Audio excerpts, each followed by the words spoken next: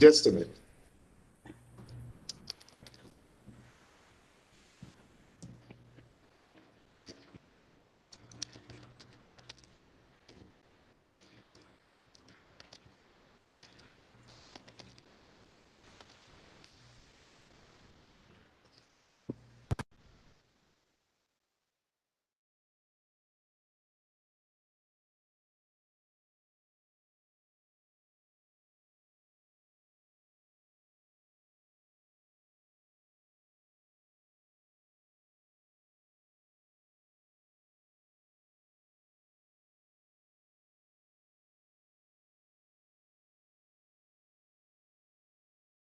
Good morning, sir. Good morning. आपको मैं पहले इंट्रोड्यूस करूंगा, उसके बाद में फिर मतलब स्टार्टिंग में कॉलेज का पहले लोगो या ये रखते हैं, उसके बाद में फिर आप अपना स्क्रीन शेयर कर सकते हो, ठीक है।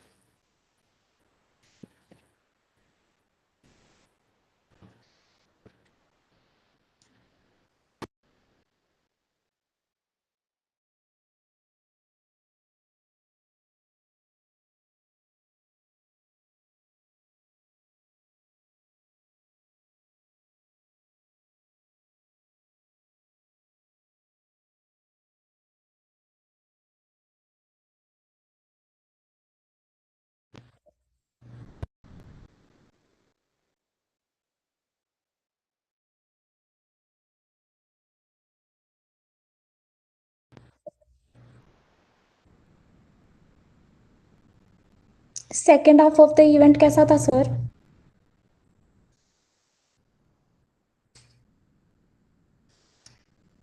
सर आप म्यूटेड हो। हाँ सॉरी। जहाँ पे मैं आपको बुलाने वाला था ना डे 1, और फिर वो हाँ। एक मैडम को हमने रखा, Aditi Awasthi. Hmm. Fortunately she could not join that day.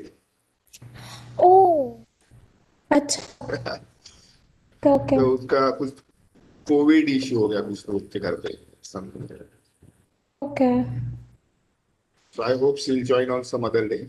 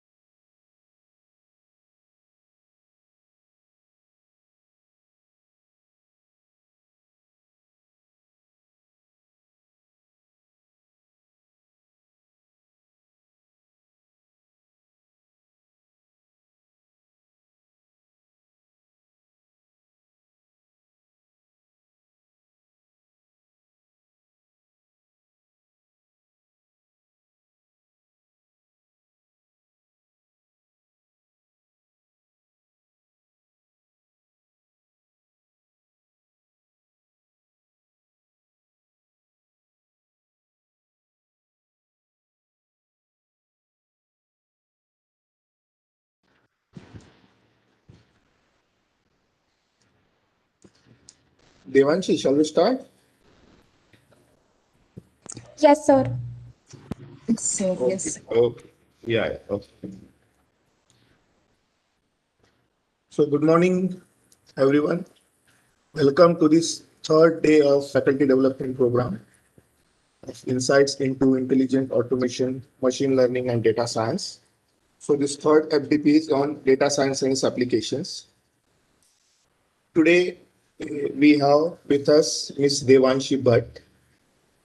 So the topic for this 1.5 hour session is safeguarding online communities from toxicity. Yesterday you had a discussion about what is toxicity, and from the day one we are talking about social media, its benefits, drawbacks, so on and so forth.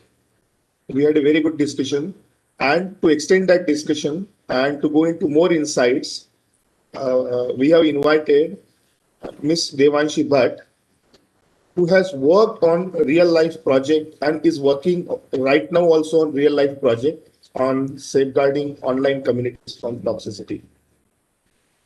So welcome Devanshi, welcome to S.P.I.T. Uh, Devanshi is the data scientist at Spectrum Lab, USA, and her work experiences, she was a data science intern at San Francisco Bay Area. She's a technology consultant, business intelligence group at UIUC. She also served as a graduate research assistant at Institute of Genomic Biology, UIUC, and she was data analyst at Illinois Union Bookstore. She did post-graduation from the University of Illinois, Urbana-Champaign, and I'm proud to say that she is a student of Electronics Engineering Department, S.P.I.T. So welcome Devanshi back to the college. I'm sure you must be recollecting your memories, and I know you are a passionate data scientist.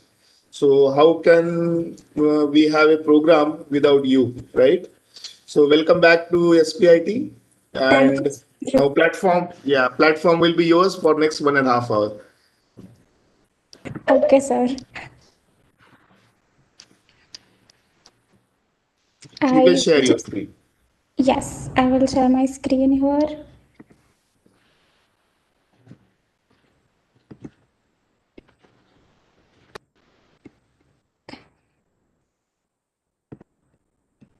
Are you all able to see my screen? Sir, screen visible? Yeah. Oh, Screen is visible. Your audio is very clear. No issues. Go ahead. okay. Thank you. So first of all, I would like to really thank Rathod sir for inviting me for this wonderful event. As sir mentioned, I am a data enthusiast, very passionate about data, and this is kind of one of the biggest and very good opportunity for me to share my experiences and knowledge with all of you over here who are present today with us. I'm guessing that because all of you are present over here today, you all must also be data enthusiast up to some extent. So, sir has already given my introduction, but just in brief, I did my bachelor's in electronics from S.P.I.T. Rathod sir was my HOD back in the days. And then after completing my bachelor's in May 2018, I moved to the United States for pursuing my master's. I did my master's in information management, majoring in data science and analytics.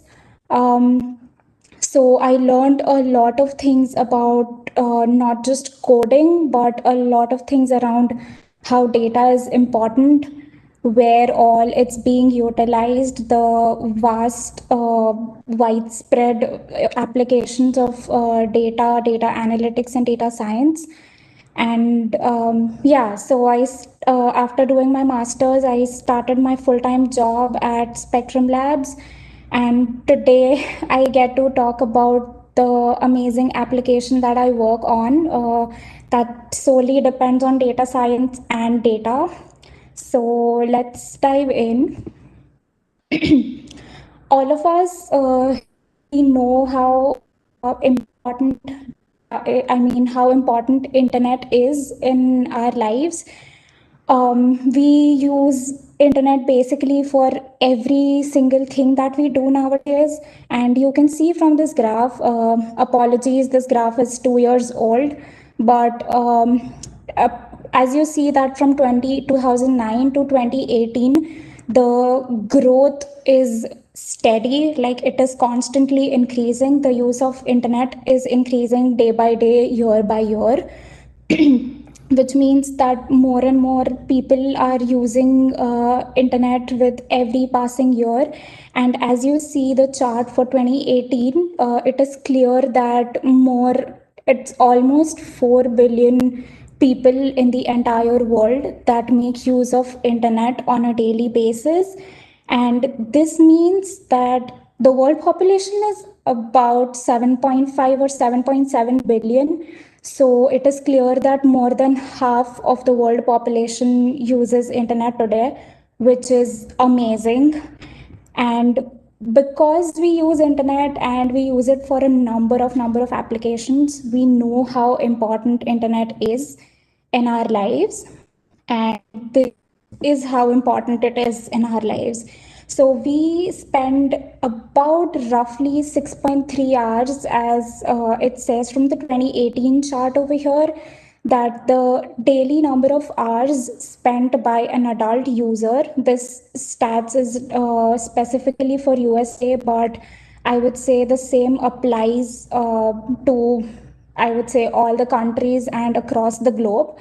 So we see that an average human, an adult, spends more than 6 hours on the internet using digital media.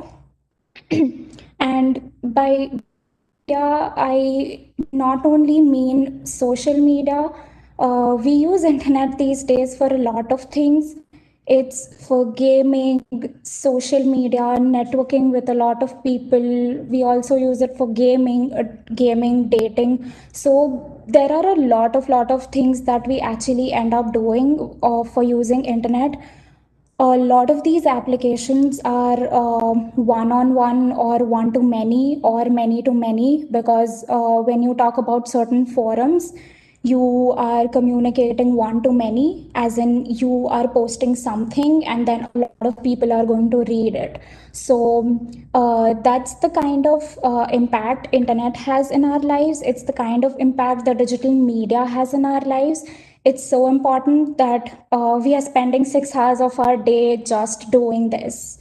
And I would say this is 2018, but given the pandemic taking over the entire globe in 2020, it would be safe to assume that this number, which is 6 hours, must have probably risen to 7 or 8 hours in a day, because right now the only way to connect with people is the media, the digital media. Like we have a live example right here. Us talking is using digital media. So we are clearly seeing how important digital media is in our lives and how much time we spend using digital media. Now, let's go to the dark side of it. So we know every coin has two sides. So even internet has its benefits and certain bad things that come with it. As you see from the news clips or the news snapshots over here, these are from Australia and United Kingdom. These news clearly says that internet is one place that you cannot get rid of because it has many benefits. But then when you talk about the bad side of things, yes, there are disadvantages, or I would say bad content on internet on internet too. So the number here is 72%, and yes, not all of us must be aware of this, but 72% of people are being severely harassed on a digital platform. And yes, this number is true. This data is coming, the stats are coming back from 2019. And given how much we use internet today, by end of 2020, this number might percentage might have risen again. Because as more and more people start to use social media, the harassment is going to increase, the toxicity on the internet and different digital platforms is going to increase. So, like I said, 72% of people feel that they are being harassed on a digital platform. And again, like I mentioned, digital platform could be any social media platform, any gaming platform, any e-commerce website for that matter, anywhere where people are allowed to communicate with each other, they are allowed to chat with each other, is where toxicity begins. So 72% being harassed, out of which only 18% have ever reported of being harassed. This means that a lot of digital media platforms do have these tools or options to report abusive behavior. So if I am using a digital media platform, then if I have at my disposal the option of reporting any abusive behavior that is happening with me, I should report it. But in today's world, only 18% out of the 72% that are being harassed are actually reporting that they are being harassed, which is a pretty small number. And because of this, because of the harassment and not being able to report, 40% of the users are abandoning the platform. Abandoning means, because I'm being harassed, I will just leave the platform, I will stop using it. So 40% is a big number. Like, you just leave a platform, and you leave a platform basically because you're being harassed without doing anything about it. And a rather huge percentage, 70 to 95% of user reports turn out to be false and are dismissed. This means that even if there are people who are reporting, they are either falsely reporting or they do report, but then their reports are being neglected, which means that the toxicity, the abusive behavior online is not being taken care of, or it's not being addressed. So, do we have anything that addresses such kind of issues? And if yes, how do we do it? How do we do it today? So we know that all these online platforms, they um, have let's say Facebook. So Facebook has these human moderators. Now, who are moderators? Moderators are some people who are going to go through the entire data and entire communication that goes on between people, and they are going to moderate this content for toxicity, in terms of okay, two people or three people are chatting on social media, or let's say people keep posting continuously on Facebook, right? So the moderators, the content moderators, what they do is they are going to flag this content based on whether it is good or bad. So recently there was a lot of news about Facebook and everything, that there are human moderators who are flagging content, and based on this, the decisions are being made in particular companies. So the good side is human moderators are helpful because they are going to look at the content, decide whether it's good or bad, and then take a decision based on that. However, the bad part is, if you make a human go through tons and tons of data, like let's say there's a lot of text data on Facebook, because there are, I don't know, more than half the population uses Facebook. So there is a lot of content that is actually going to be moderated by a human. So it is practically impossible for one person to go through 1 million chat messages. And so there comes the problem of having a human in the process. And because it's not a one person job, you end up hiring more number of people. And even with that, the new problem arises that, and this is true. There have been reports that the moderators who worked for Facebook have been detected with certain mental disorders, which means that because of continuously reading all the bad content on the platforms, people are actually suffering from mental health issues. So mental health is another cost that you have to bear when you have human moderators or when you rely on human moderators. And the second problem is the time required to flag or look at the same content. So we move to algorithms and automation. So basically, in this process, you're going to use robots, and even like Facebook uses human moderators, there are also digital platforms that make use of computers.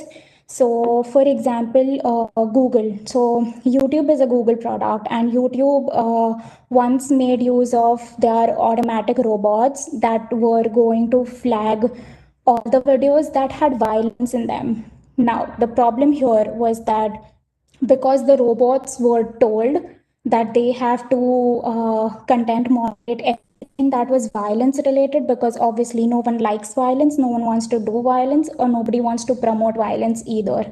So just flag the violence content. Now what these robots ended up doing was, there are a lot of fights happening between robots. Like there are videos where there are robot fights because people are working on innovation invention. So there are robot fights happening all the time. So what these computers did, they also flagged all these competitions, robot fighting competitions and stuff like that, for violence also. So the problem with computer is, if you tell computer to do something, it is going to do that without applying its own brains. That's what a computer does. So that is going to add a lot of false positives. So by false positives, what I mean is anything that is not bad is also marked as bad or is also flagged as being bad. So that is what is false positives. So that's the problem with computers. So, however, computers are highly scalable, because something that a human would do in 5 or 6 hours, that would only take a machine a couple of minutes or a couple of seconds to do the same thing. So now we need a way to combine both of these, because we need human intelligence and human distinction to decide whether what is good and what is bad. But we also need the scalability of algorithms and automation, because it's more effective. So, what combines both of these? That brings us to the main point, that use artificial intelligence, because that's the way to go. I mean, by now, I think up to this point in the FDP event, you all must have been at least gotten the basic knowledge, the basic understanding of what artificial intelligence is, what data science is, what neural network architectures are, what machine learning means. So basically, we are going to leverage artificial intelligence to solve this problem of eliminating toxicity on online platforms. How do we do that, and who does it? So that's my company logo, and that's about what my company does. We are trying to rebuild trust in the internet. Basically, whatever problem I described in the last few slides is the problem that we as a company are trying to tackle. It's an idea that came to a bunch of people's heads, and they try to try to solve this issue. Now, so what our trust and safety framework looks like? Our company is based on 5 pillars. The main pillar is data science, because our application of eliminating online toxicity, or at least identifying online toxicity and getting rid of it, is solely based on data science. So that is the first main pillar, that we are using evolving artificial intelligence to solve the toxicity problem. And then we provide our clients with private cloud. We provide them real-time solutions as well. So by real-time solution, I mean that our clients are platforms where people communicate with each other. We get that data in real time, and we identify that data for being bad or good, being toxic or not, in real time, and give the result back to the client, based on which clients can make their own decisions. The next is context sensing. Because the kind of data we work with, and I'll be explaining this in a while, the kind of data that we work with is it's highly diverse in nature. Diverse meaning it comes from different domains, different kind of platforms. So context sensing is one major part of what we do. So we determine the context of the scenario, the context of the conversation, and make a decision based off of that. And the last one is multi-language. The solution is not the solution, and the product that we build is not only limited to English text data, but we extend it to multiple countries, multiple regions of the world, so multiple languages also. So we provide solution to in a number of languages. So here is the product, and here is the behaviors that we identify. The four main domains that we work with are marketplaces, as in like we have in India, we have Amazon, Flipkart, OLX.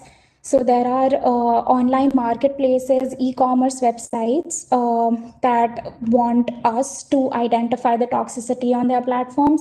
Similarly, we have gaming platforms that are our clients, and then there are dating platforms and social media networks. And these are the behaviors that we address for each of these platforms, like illegal solicitations, weapons, profanity, and then there are others like toxic radicalization. And some of the very popular behaviors that we detect are hate speech, severe toxic threats. Now, what exactly these behaviors look like? Say, for example, let's talk about hate speech. Hate speech is when you are going to, possibly in an insulting way, talk to another person or a person from another country or culture in a very abusive way that is insulting to their culture, is when you are promoting hate speech. So that is one of the behavior that we detect. And in a similar way, there are these other behaviors that we also detect. And these are the languages we work with: English, Spanish, French, Polish, Portuguese, and etc. The content types that we support are text, voice at the moment. Text is basically when people are chatting online, let's say on a gaming platform or on a dating website. That's the text content. And in a similar way, we also look at voice content, which is in the development stage. So we'll soon come up with a solution for voice too. How the solution is built and how the clients can actually use it. So once we identify a particular message, like I said, we get a lot of messages that our AI systems or the product that we have built, the solution that we have built, gives us results as to a particular message is toxic or not. So once we do that and give it to our clients, the client has got different options to do with what they want with the results. So one is analytics, that it helps them to identify how much bad content is actually thriving on their platforms. So that is analytics. The moderation dashboard is something that they would want to build on their end to continuously moderate of all the bad content that is happening on the platforms. And then there is a set of actions that the platforms can take. Say, for example, we detect a particular message as hate speech or as very severely toxic for a particular platform, then it's up to the platform to decide whether the user who has done this or the user who is promoting this toxic behavior should be warned or should be suspended from the platform, or if just the content is to be removed from the platform. Hope the product idea makes sense.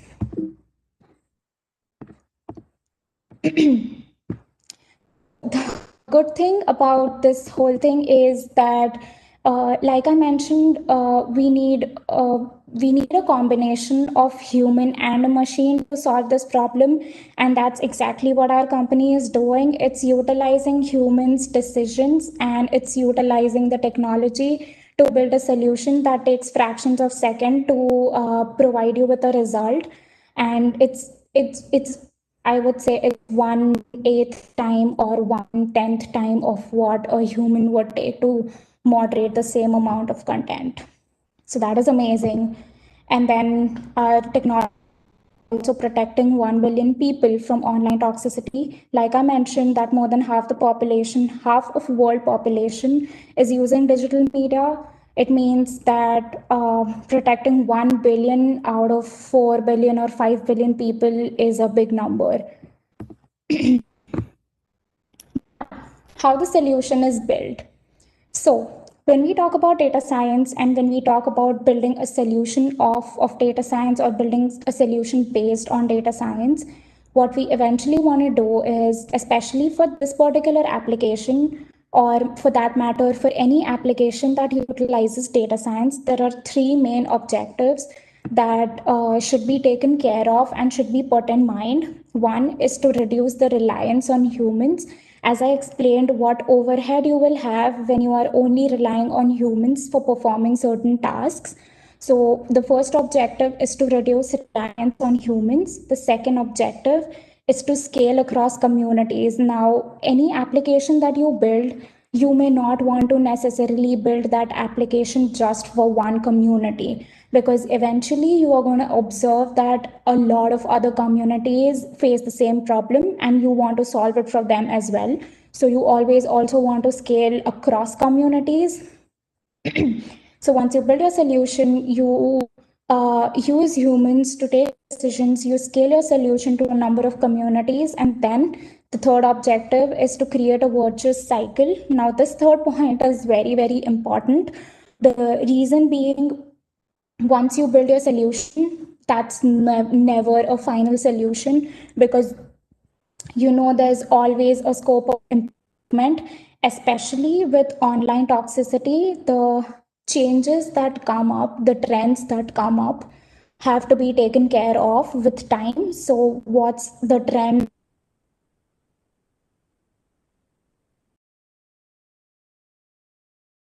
basically?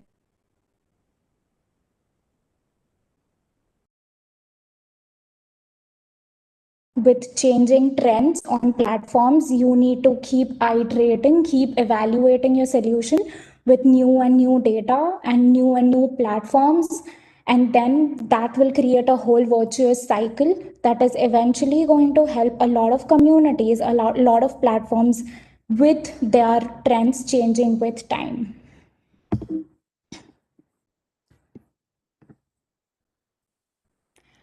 So, before we talk about or dive deeper into how data science helps to meet these three objectives, let's see what kind of problem we are dealing with or what kind of data we are dealing with. The kind So given the nature of our solution, like I mentioned, that we provide solutions for gaming platforms, dating platforms, the one major thing and a very important thing to be kept in mind is data and the kind of data.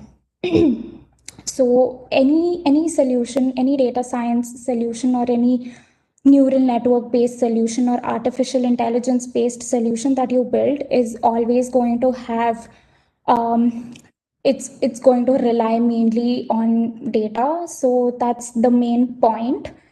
So what kind of data that is you're going to find on.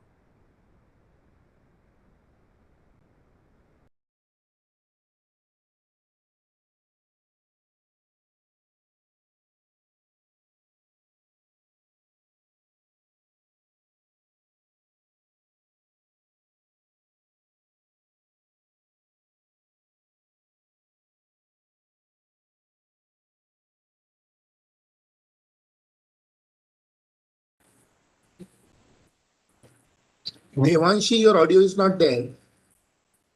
Devanshi.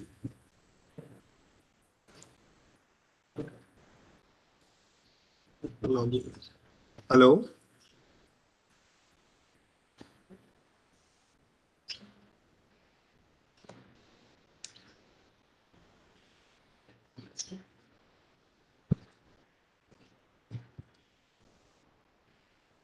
Hello, Devanshi. Let's see.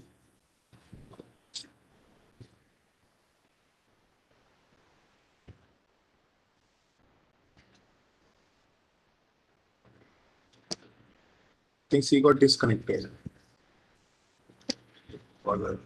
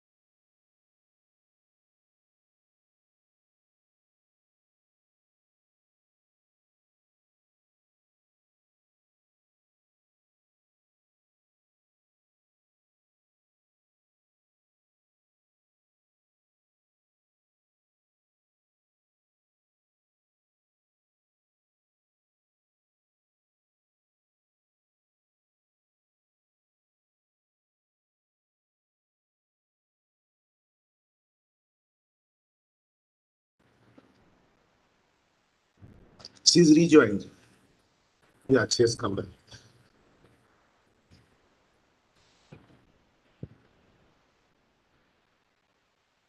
Devanshi, unmute yourself. Yes. Am I audible now? Yeah, yeah. You got disconnected in between. Okay, yeah. I'm really sorry about that, sir. No, it's okay. It's okay. It happens. Yeah.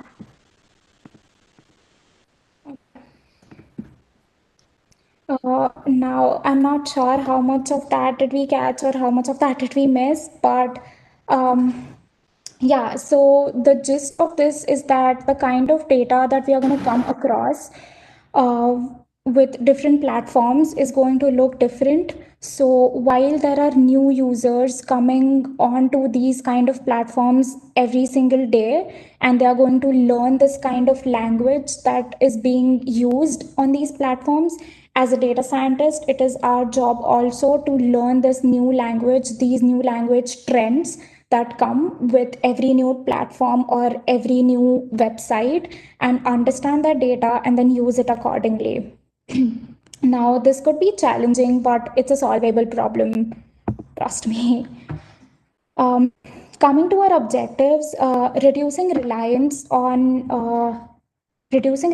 humans. Basically, in order to reduce reliance on humans, there are certain things that we, as data scientists, we need to make sure to do. One is to leverage the data that we have based on the type of content and context that we are looking at. Second is to use the signal that we have. The third is to use the knowledge that we have. And I'll explain each of these in a moment.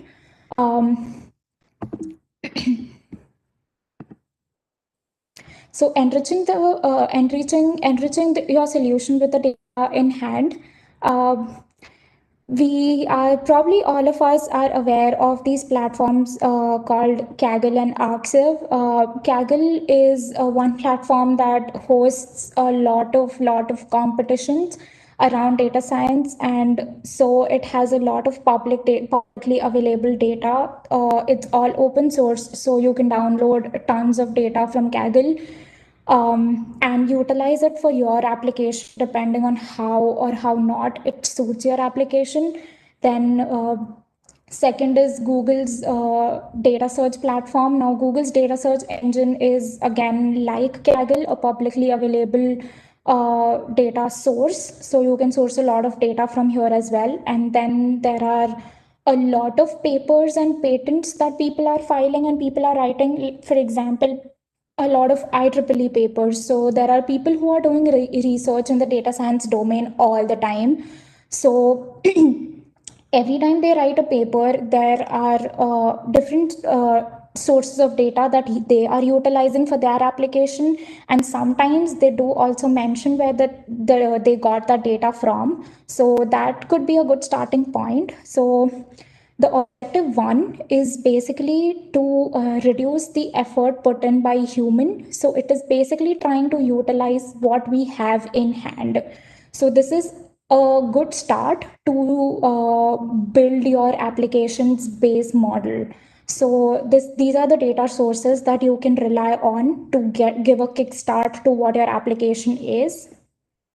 Again, then once you have more and more data, you could utilize that, you could leverage that. But for a good baseline model, you should be able to work just well with these data sources.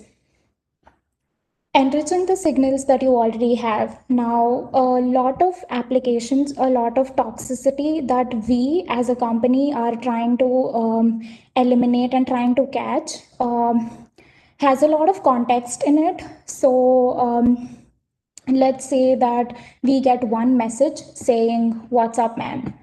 Now, we don't know what's the meaning of this sentence, or just because this text doesn't look bad because somebody is just asking the other person what's up, so it's not bad. But we need to use the other signals that we have also. This means that if we have more than just one message, then it is super useful to utilize it all and then build your result that, okay, this person is actually good. Let's say with this one message, the person is only asking what's up. But after 5 messages, that person suddenly starts abusing or bullying another person, then you do not want that kind of person using your platform as a client. So that is something that you need to get rid of, or that is something that you need to utilize to make a decision. So having all the signals in hand is always useful. So this is what it shows, that your initial data set, if it has text, timestamp, and I would say that timestamp is usually always helpful in these cases, because this could be just the start of a long conversation. So time of this and the time of 5 messages after this would be different. So if you leverage these other signals that you have along with your message, then it becomes super useful for you to make a decision. So when you have this initial data set and you make use of all the signals in hand, then your enriched data set is going to look something like this: repeat bully results false, which means that, okay, we saw 10 messages, we have this metadata in hand. Now we have identified that based on all of these, we know that this person is a bully or is not a bully. So you need to make sure to utilize all the signals that you have in hand, because that's an important part of your decision of identifying something as toxic or not. Next is enriching with with the knowledge that you have. Like I mentioned initially, that it is very very important to keep the human in this whole loop, or in this whole distinction and decision making process. So user flag content and moderator actions are super important. Why? Because for a gaming platform, or let's say for a dating platform, if I am the moderator for a dating platform, I need to know that what kind of data my platform is going to look at. So because it's a dating platform, people talking about certain abusive things is natural, but as a moderator I need to know what kind of content I have to flag. So based on that, and based on what actions do I want to take if a particular action is seen, or if a particular content or bad thing is seen, when you make like a when you combine these both, that the content that I want to flag is so and so, and the action that I want to take based on that is so and so, when you combine both of these is when you are actually able to label your data. Label your data is essentially, it means that you have so and so in your hand. Now identify whether these 100 rows are actually good or bad. And then there are these tools like Snorkel. Snorkel is a Google tool, and it is used for scaling up data labeling process. Now, if you know about machine learning, you also know that there's supervised learning, unsupervised learning, and supervised learning highly depends on labeled data. So one, you need a lot of labeled data, and how you label your data is, this is the starting point, that you utilize humans not to moderate a million rows, but to moderate 10 rows, 100 rows, and label those 100 rows, and then use these scalable tools like Snorkel, which are like automatic labelers that label a million rows for you. So it's basically utilizing humans and computers to scale your application, scale your data that you are going to be utilizing. So utilizing the knowledge that you currently have is super important when you work with any data science application for that matter. Now, when you have all of this, you complete your objective one of reducing the load on humans, because you're making good utilization of machine along with moderators and humans that are going to label your data for you. Now you have your base model ready, where you took some data, did some feature extraction from it, gave your data points or the numerical data finally to your neural network architecture or any machine learning algorithm for that matter, and that is going to give you your base solution. The next step would be how you scale this base solution to your particular application, how it will suit your application, and how you would have to change and what you would have to change based on the different applications that you work on and the different kind of data that you work on. But the main takeaway of over here is that data is the most important, the feature extraction being next important, and your network architecture or your machine learning algorithm is the least important thing. Now, why I'm saying this is because once you have your base model ready, you are not going to keep touching your base model again and again and make changes in it. Like, say for example, you have your neural network architecture that is using that's a convolution neural network. With every week, and if you get new data every week, you don't change your neural network architecture every week to suit that data. What you change is the kind of feature extraction you do and what is necessarily going to go inside your neural network architecture. You don't change your neural network architecture every week or every month. That is a baseline thing that you have built. It's given you your initial solution. Your job is to have relevant data, have good data, have data that a machine is going to understand well, and utilize it accordingly. So Having accurate data, having relevant data is the most important thing. Then is the feature extraction part, and then the least important is your network, because once your network is built, it's built. You wouldn't want to make changes to it all the time. The changes where you make is the feature extraction and the data part. So that brings us to, I'm going to skip through these. Yeah. So that brings us to the next objective of scaling across communities. So as I mentioned that with different platforms, the kind of data that you are going to look at is going to be different. So our next important problem is once you have your base solution ready, how do you scale that solution to suit the applications of different platforms or different communities? Say for example, Reddit's, FB groups, Twitter, LinkedIn followers. So all these platforms are going to look different based on different people using it. So people using Twitter or India are not necessarily going to talk in English, because English is not the first language there. But on the other hand, if you take USA, people are going to talk here in English. Second thing, the kind of style of writing also differs. So with culture, so like I mentioned over here, the culture, language, and region changes. So as you scale your application from one community to another, the kind of language used by people is going to look different. It's going to be different. The style of writing is going to be different. So now your solution should be scaled to meet all of these needs. So how do you do that? One main thing to scale to different languages is embedding alignment. Now, if you have one text piece in one language, let's say English, but you want the same translation in Hindi, then you align the embedding of both these languages. What this essentially means is that when you switch from English to Hindi, the semantic meaning of that same thing or the same sentence should not change. You want your machine to still be able to identify a content that is toxic in English.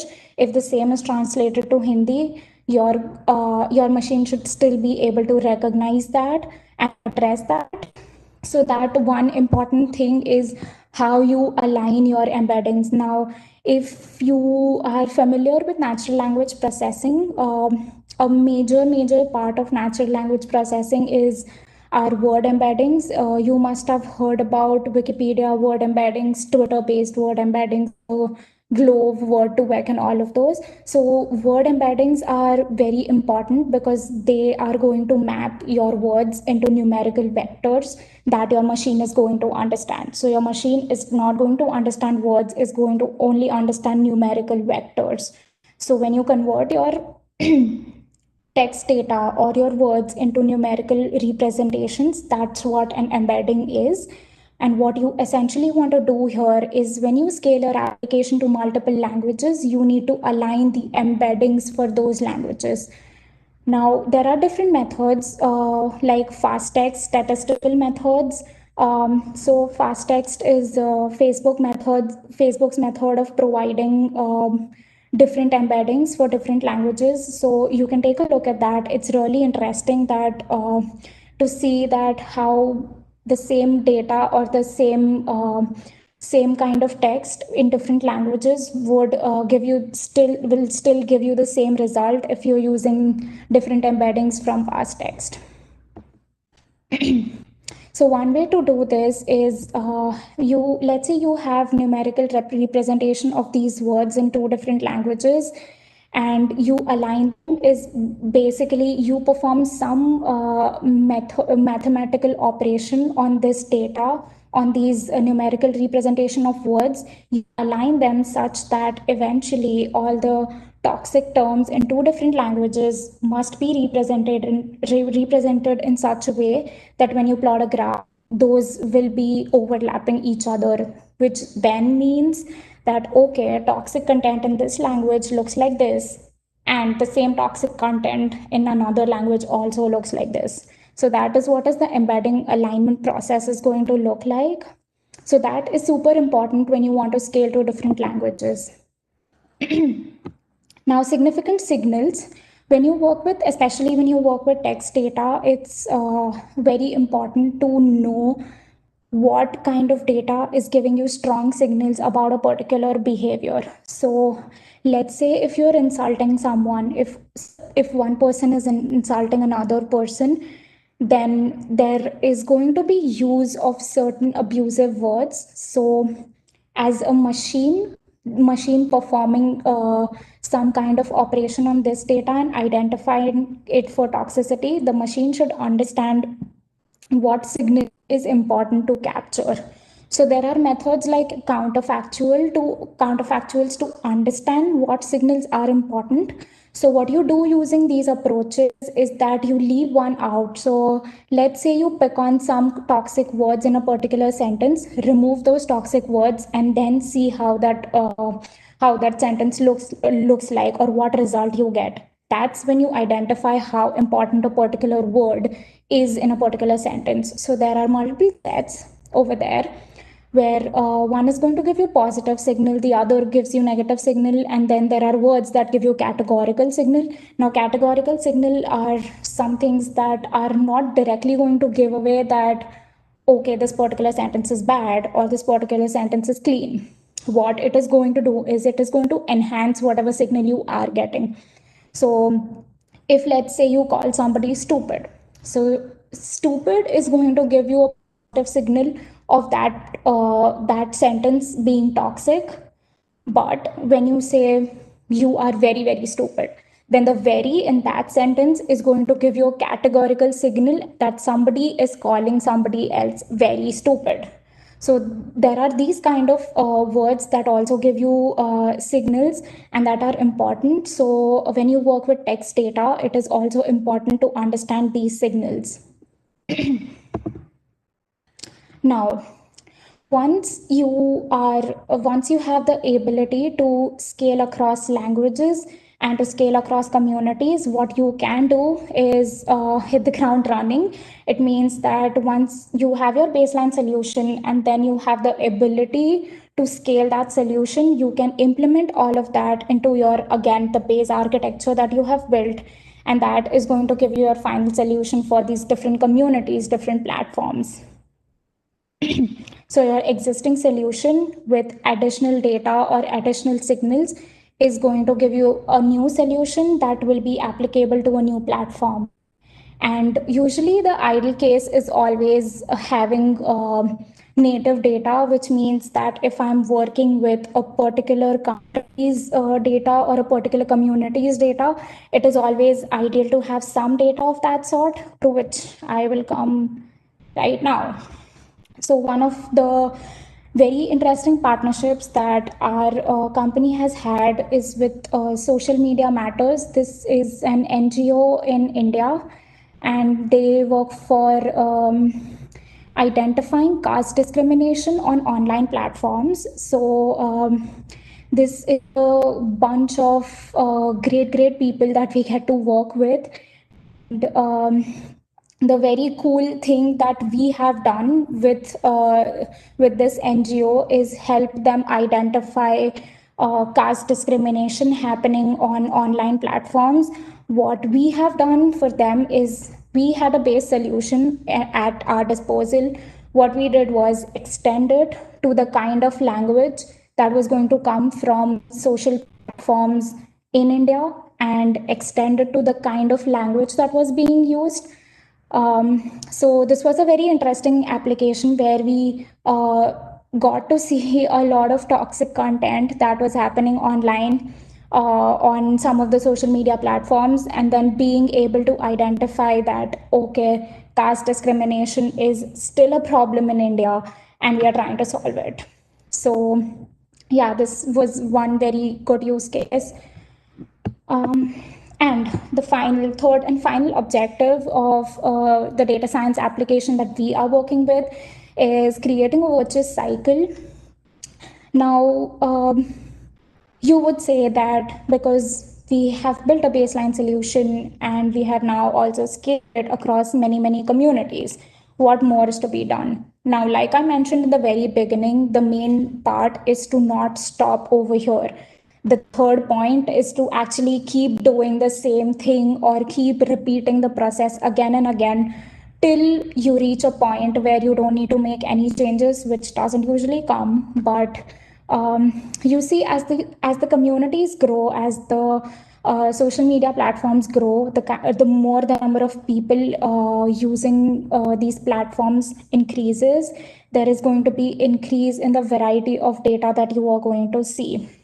So now there are two things over there, that the meaning of the different words changes based on the culture, because some word having some meaning in today's date might not have the same meaning after a point on social media, because the same words can be utilized to mean something else on different platforms.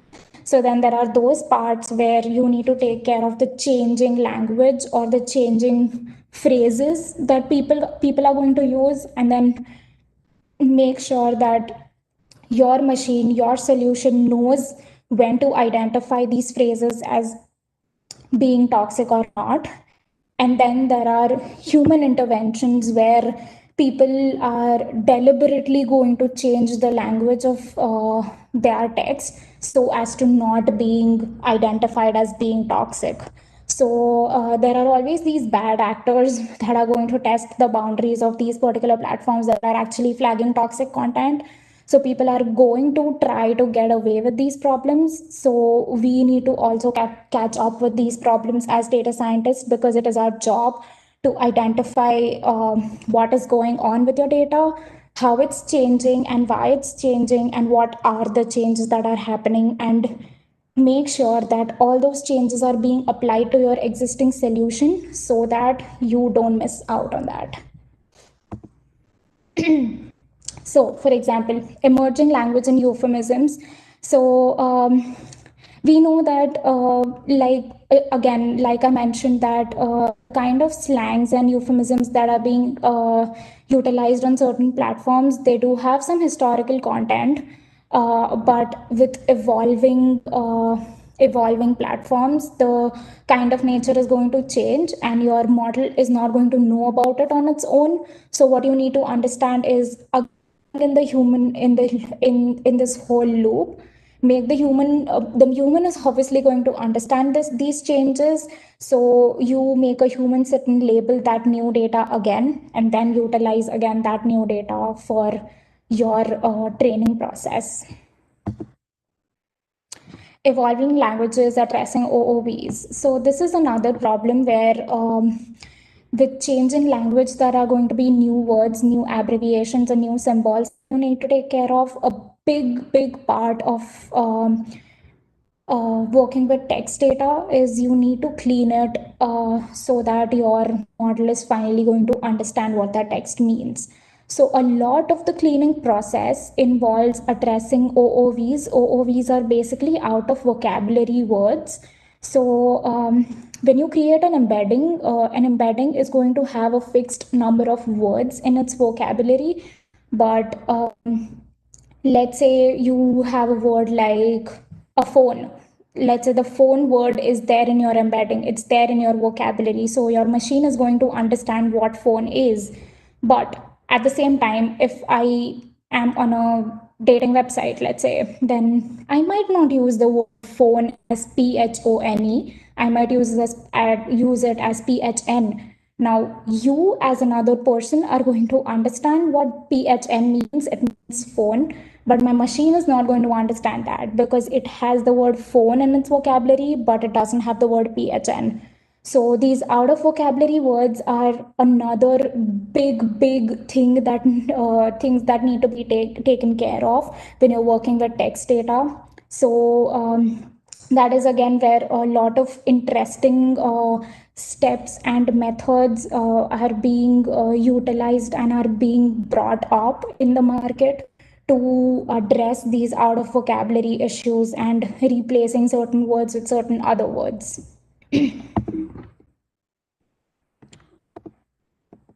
Okay.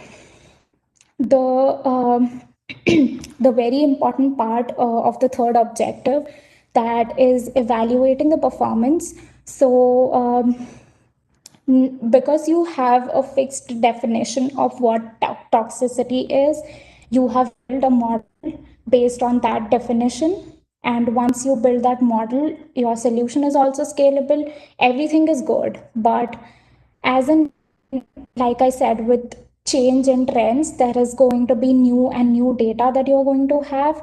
So how your process looks like is you have one definition, you have one evaluation set.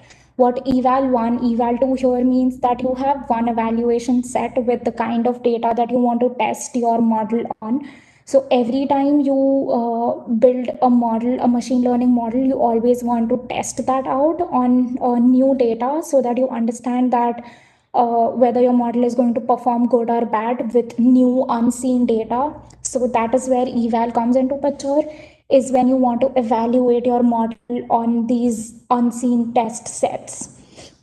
So you have one definition, one eval set, and then you have three iterations of training, which means that based on what you see in your evaluation set, you change the kind of process each time and you change your training, but you don't change your network again. You never change your network. You only change the way you want to train it.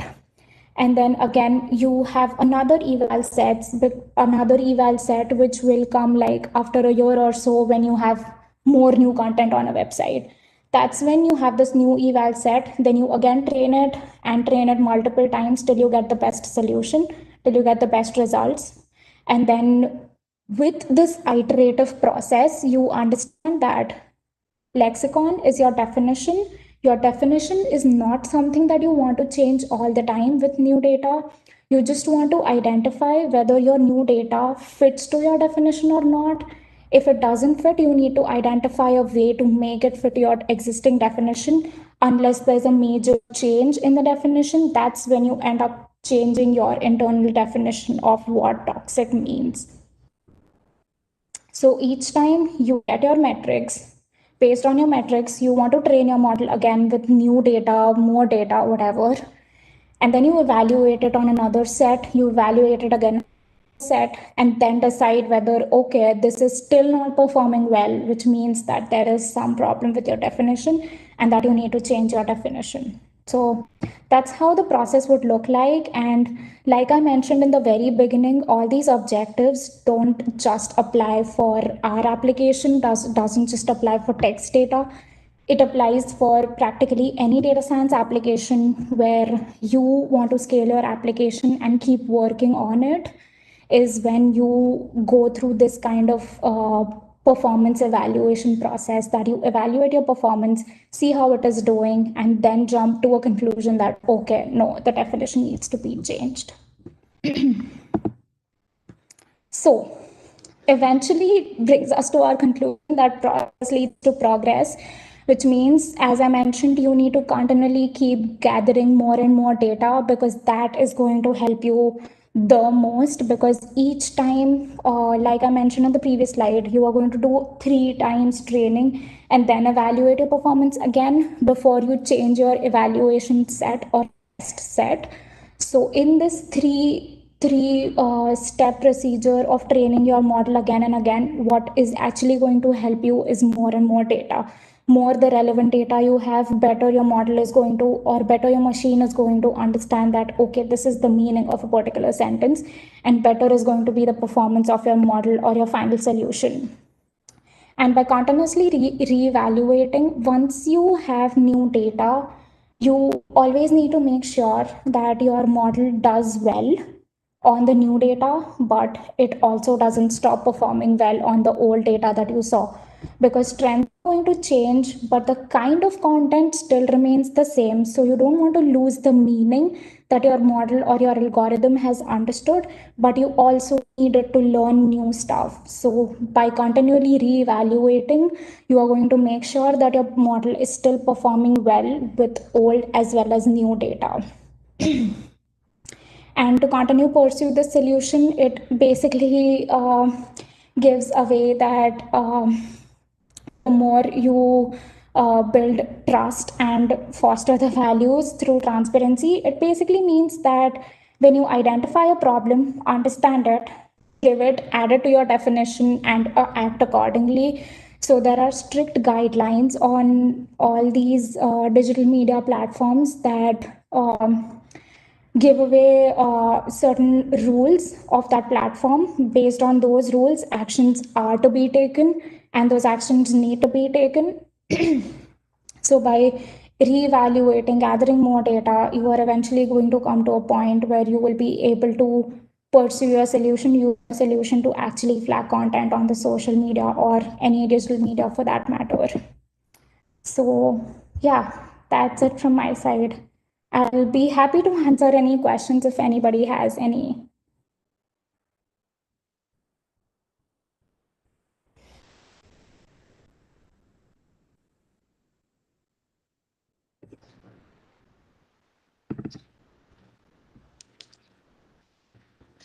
Good, Devanshi, nice session.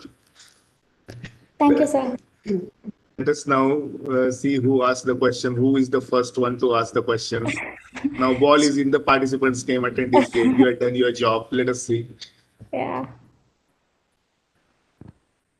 So, questions, please. Devanshi is leaving this day in, day out. So now you can ask her whatever you want. Topic is safeguarding online communities from toxicity. Hello. I think I'm audible, right?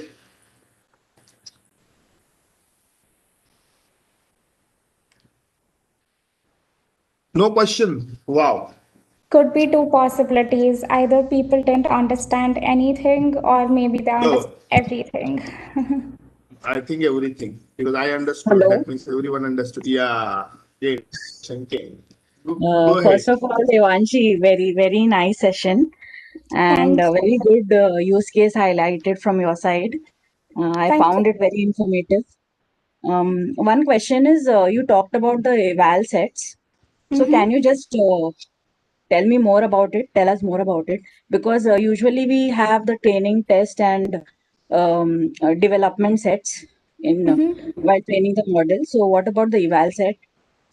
Yeah, so like I mentioned that when you are training your model, you usually use the naming could probably be different over here, but you usually use training and validation. Now, validation would probably be the development or dev sets Right. that you might be Right. using. So, training and validation are part of the training process.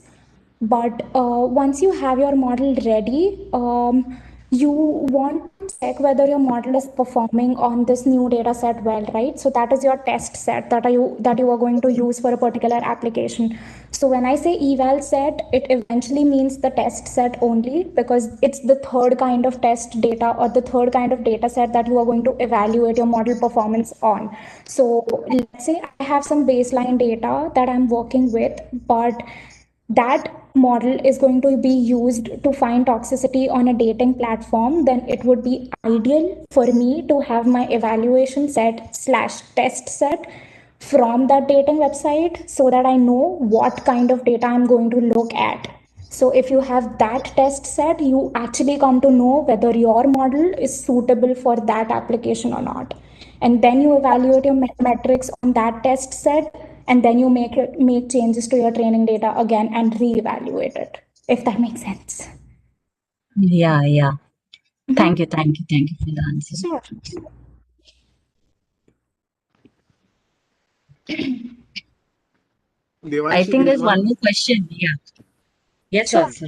Yeah. So there is question in the chat box. Can you please tell more about the multi-class toxicity classification? Okay. Multi-class, as in you mean more than two classes of just toxic and non-toxic? Is that what the question is? Kranti ma'am, if you would like to ask, she said no. No means you don't want to ask or you want to ask something else? Oh, like races. Like racist, yeah, like racist. Okay, good. Okay. Okay. So If I understand your question correct, you mean how we are classifying the same content for bullying, racism, etc. The way our solutions are built right now is we have data from different platforms, but at a time our solution identifies one problem. So we have models for different solution. So it's not that the same text is going to be at the same time be identified as racism or bullying or something like that. We have one solution that is going to identify whether that text piece is of type bullying or not. So it's going to give you one target value whether yes it's bullying, no it's not bullying. But when you combine these multiple solutions, it is finally going to give you a signal for all these behaviors, but not at the same time. They will be evaluated with their own solutions, each of those solutions, and each of those solution is going to give you one output as to yes or no for every behavior. So it's not that all of those are happening at the same time, but all of those can be identified for the same text piece. So again, it's not one versus all another. It's just a binary kind of classification. So when I'm identifying sexual harassment, I'm only identifying whether that is sexual harassment or not. So it's a binary output that I get. It's 0 or 1, but it's not categorical or multi-class that it's bullying, it's sexual harassment, etc. So yeah.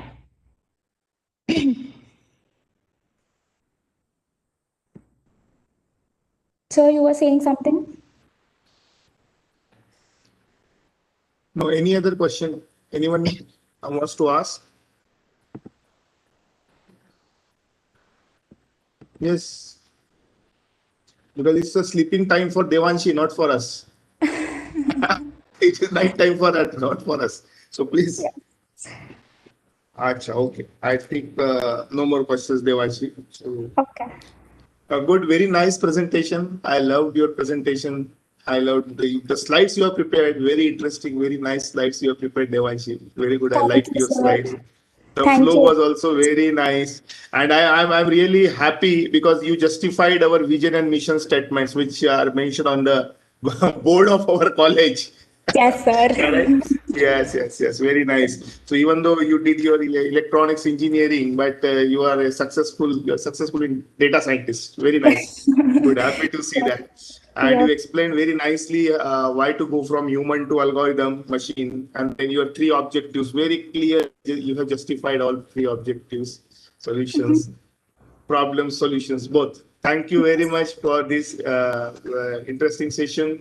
And in fact, just for your kind information, because I like your session so much that I believe that in future also, whenever we have the any related event, machine learning, data science, or a very good event where we would like to see you as a speaker, we would be Sure, very sir. happy to call you. Okay. I, yes, always happy to share anything related to data science. I am happy to share all my knowledge with everyone who is interested in data. Very good, very good. That's a very nice statement of that's very nice of you. We will have a international conference in our college actually in the next year, means around June, July. Okay. Yeah, so it is again on the machine learning, data science. One of the track will be there. So I will invite you in that to take some session or to have some interaction kind of thing, right? Sure, sir. Yeah. So Definitely. we want students like you who are passionate. Whatever is your passion, you pursue that passion. That's it. Whatever it could Yes. be. It need Uh, not be always a MOSFET and BJT. Whatever it is. Very good. Thank you Yeah, very sir. much. I do miss MOSFETs and BJTs, but so just a very quick note, sir. Most of the times when I end up talking with a lot of folks on LinkedIn, they ask me about what I am doing, what I'm working on, and then the enthusiasm and the excitement that they see in me talking about the application and my work, they always feel like, how are you enjoying your work so much? And it's the very short answer to that is just being passionate about what you are doing and the kind of application that our company is building is really good. It is helping people. So if you get the feel of doing some social work, you get the feeling of helping people around you. Even if it's on social media, it's okay. Even if it's online, it's okay. But just the feeling of helping people around you using the knowledge you have is satisfying. Yeah, very nice answer. And this interaction and you coming on platform as soon as email and WhatsApp goes to you, immediately replying within a minute, that is satisfying me as a teacher, right? Immediately you replied, yes, I am there. I want to take a session. Very good. So thank you, Devansh. Just a Sure, minute. I sir. forgot to show. Thank I you so forgot to much, show. sir, for inviting me. Yeah, just a minute. Just a minute. I forgot to show something.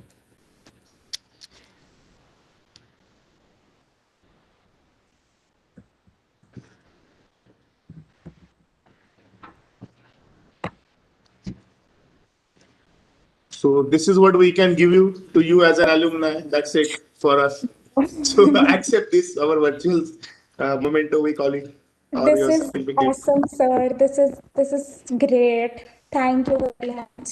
I loved it, sir. Very nice. Thank you. I'll send you through email immediately. So thanks, Devashi. Thanks joining for us. Even though this is odd time, but you still made it. Thank you very much. Okay. Yeah.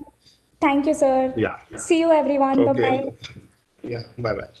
So participants, now we have the time we can take a break and up to 15 minutes break. Let us take a 15 minutes break and then I'll call Rocky. Rocky sir, I'll give him a call and I'll tell him that we are having a 15 minutes break. Okay. Please join after 15 minutes.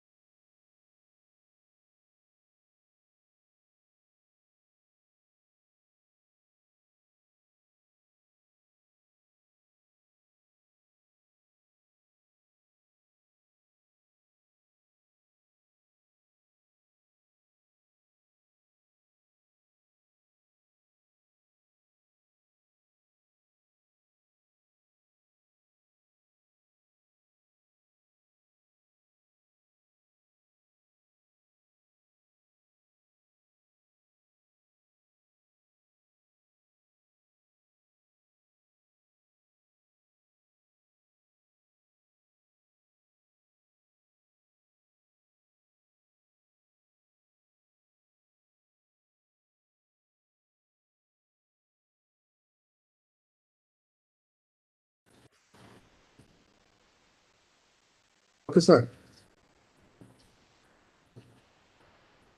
Yes, sir. Join कर लिए मेरा ध्यान ही नहीं था.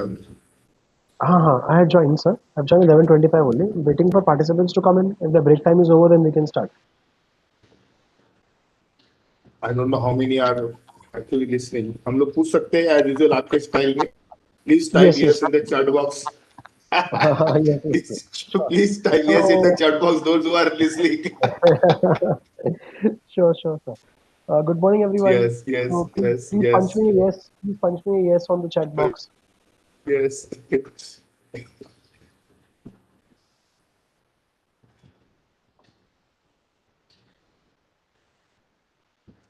That's quite a few people, sir, who are there on the network. Yes. Hmm. Correct.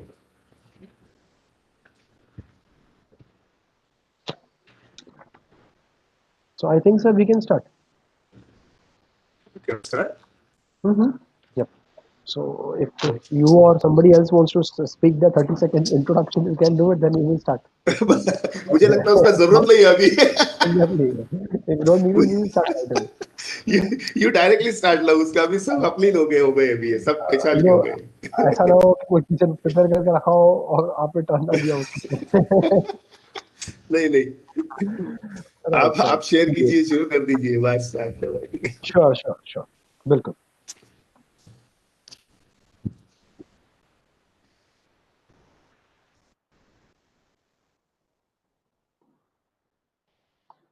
Yes. So friends, I have just shared my screen right now. I hope it's visible. If anyone can acknowledge a yes, screen visible.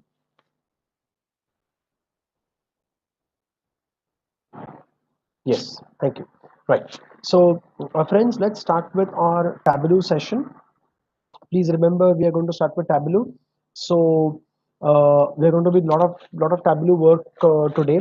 And although I will be going into the simpler part of Tableau because objective is not to have a workshop of Tableau, but it has been added on the genuine request of many people in the FDP2 that we should be doing some data visualization tool also because all the time programming is not possible. And it's a very valid thing. It's a very valid thing. That's the reason we have introduced Tableau, but it has been introduced to an extent that you don't expect that we are going to master Tableau or certify in it. That requires at least a 1 week of continuous learning, morning, evening. We just have one particular session that is today morning and today evening to do Tableau with. So we have to do as much as possible in the next 4 hours, total 4 hours, 2 hours now in the morning slot and approximately 2 hours in the evening slot. Okay, right. So, friends, please start a Tableau and load your Superstore data and come to sheet one.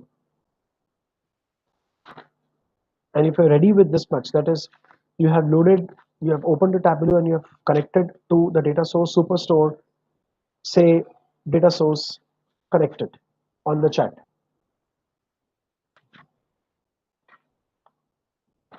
Say data source connected on the chat. Perfect. Mule ma'am is super speed. She's super speed. Data source connected very fast. Good. Good, Dr. Chaitra. Dr. Kranti, good. You have started Tableau and you've connected to data source. So you should be able to view your this interface as you can see on my screen. You should be able to see this kind of an interface.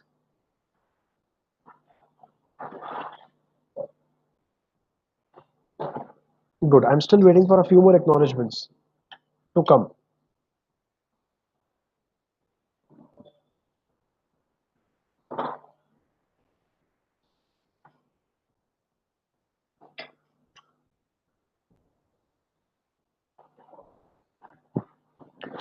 Where is Dr. Nirbhay? Dr. Nirbhay was so excited yesterday. He mentioned that he installed Tableau and connected to the data source. I hope he's there around on the network today.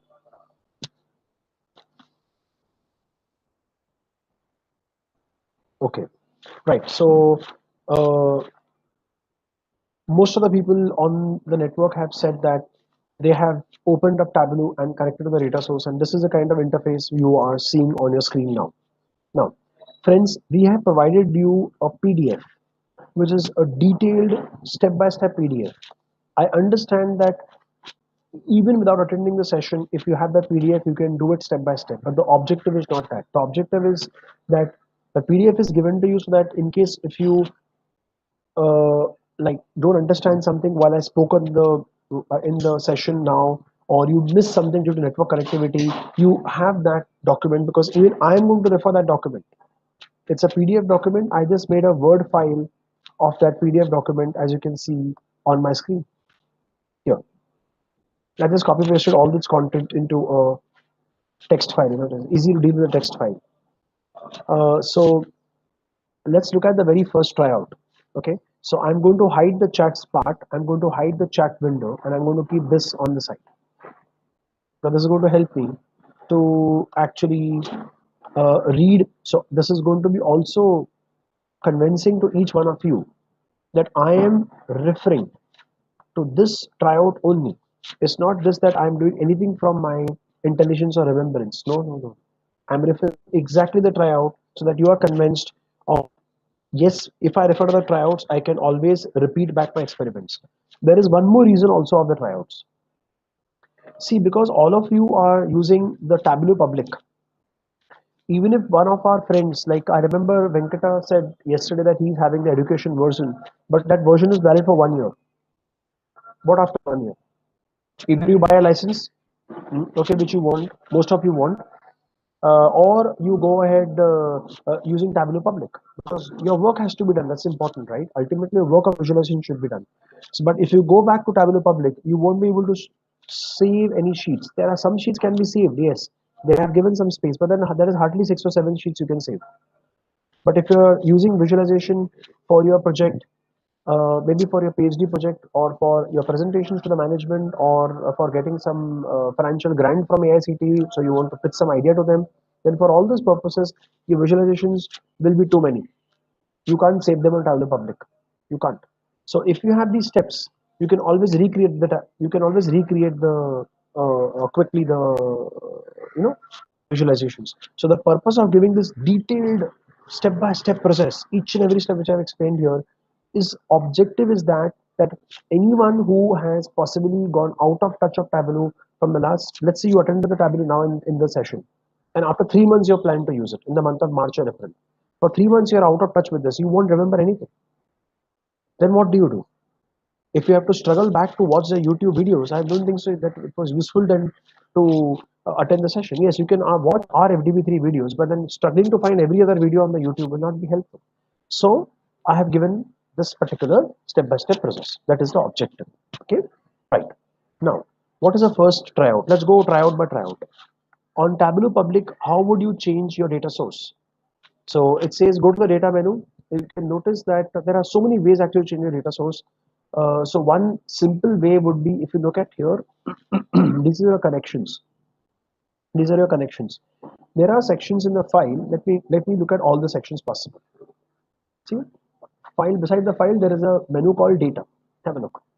So in the data menu, I can always go here and say edit connection. If I edit connection, that means I'm editing with which dataset I wish to connect with. This is one simple way of doing it. So by going to data, you can change. Next is next possibility is that you could close this data source and go ahead connecting to altogether a new data source. The next option, if I go to connections here and click on the drop down, connections here, go to the drop down, I have an option called edit connection. Okay, so in short, when you have to change your data source, you have to find the term called edit connection. That's it. So wherever you get this term, you are in a position of changing your data source. Right now you're in the data source tab. You are in the data source tab. Notice you're not in the sheet, you're in the data source tab. Okay, so I'll wait for 30 seconds. If you have any other data set, any other Excel file or any other CSV file, would you like to try it? If you have it on your computer right now, you can try it. Edit connection. I can go for World Bank carbon dioxide. There's some data set lying on my computer and click on open. see what happens for 30 seconds. So I can notice that my Microsoft Excel data has got loaded.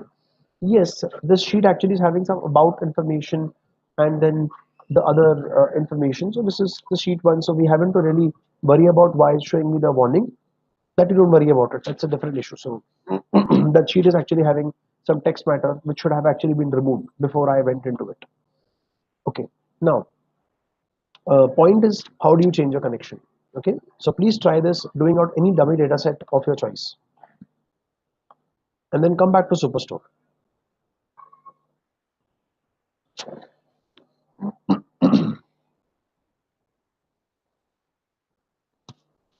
And if I finished with this editing connection, say edit done.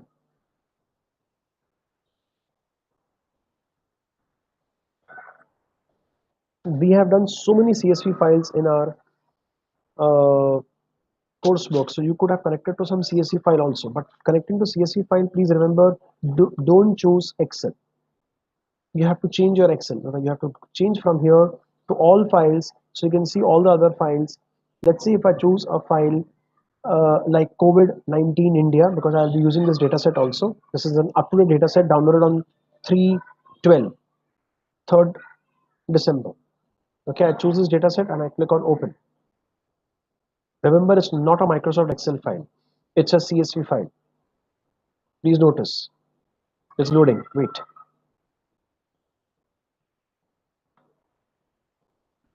Illegal type file Excel protocol. Okay, okay, okay.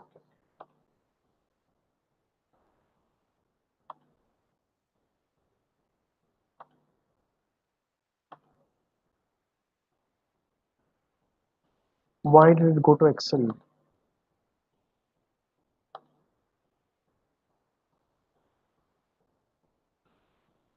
Take it. I'll have to close this connection because it's loading as a default Excel.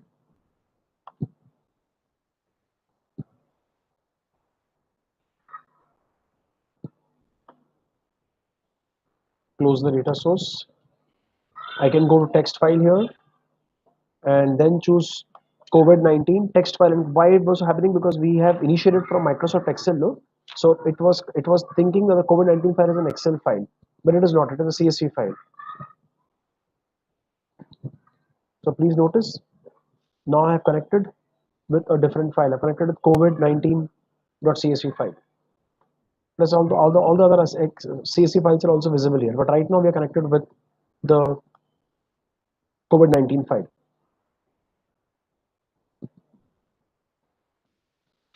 Okay. Indrajit has a question. So where we can download these Excel files? Indrajit, in the mail which was sent to you, you already have the Excel file superstore.xls. In the mail that was sent to you, please check. I hope everybody is having superstore.xl. Please, everybody confirm. Superstore is there or not there? Superstore is there. Well, that's it. Indrajit, we're going to deal with that file only. So don't worry. Okay, so I'm closing this connection now. I was just trying to experiment with the fact of how connections can be dealt with. Okay, I close my data source. Again, go to data source. Click on Microsoft Excel. Choose Superstore. Click on Open. Right, so now you're comfortable to know how to make connection. Connection with Superstore, connection with Excel file, sorry, and connection with CSV file. Okay, my next step is this. So my first tryout of dealing with different data sources, how to connect, is over. Let's look at the next tryout. I would like to get a view of my data, which I did yesterday also. So how do I get a view of my data? Let's say my objective is to see the first 10 rows and also the total number of rows. Okay, very simple. How to do it? Let's see. So friends, if I notice this particular superstore only has one sheet data. If I hover over the sheet and go to the extreme right end, I'll see a tab option called view data. I click on it. It opens a pop-up dialog box, which indicates to me that there are total of 994 rows. If you want to see only 10 rows out of them, you can just type 10 and press an enter. It'll show you the first 10 records in your data set, as you could see, right? So have you reached to this stage where you are viewing 10 records? If yes, then say view 10 done. If you have viewed up till 10 records, this much step, then say view 10 done.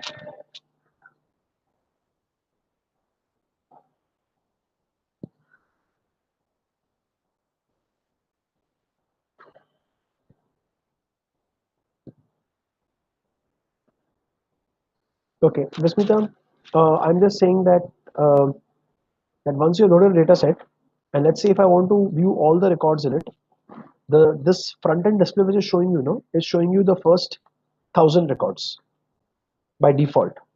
But I would like to see only 10 records, so I can just type 10 here also and view my first 10 records.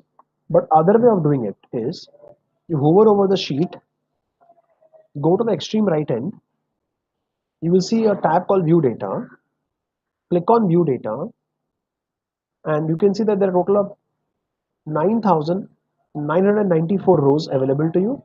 I'm choosing only 10 and I'm pressing enter. I can only see 10 records of my data set.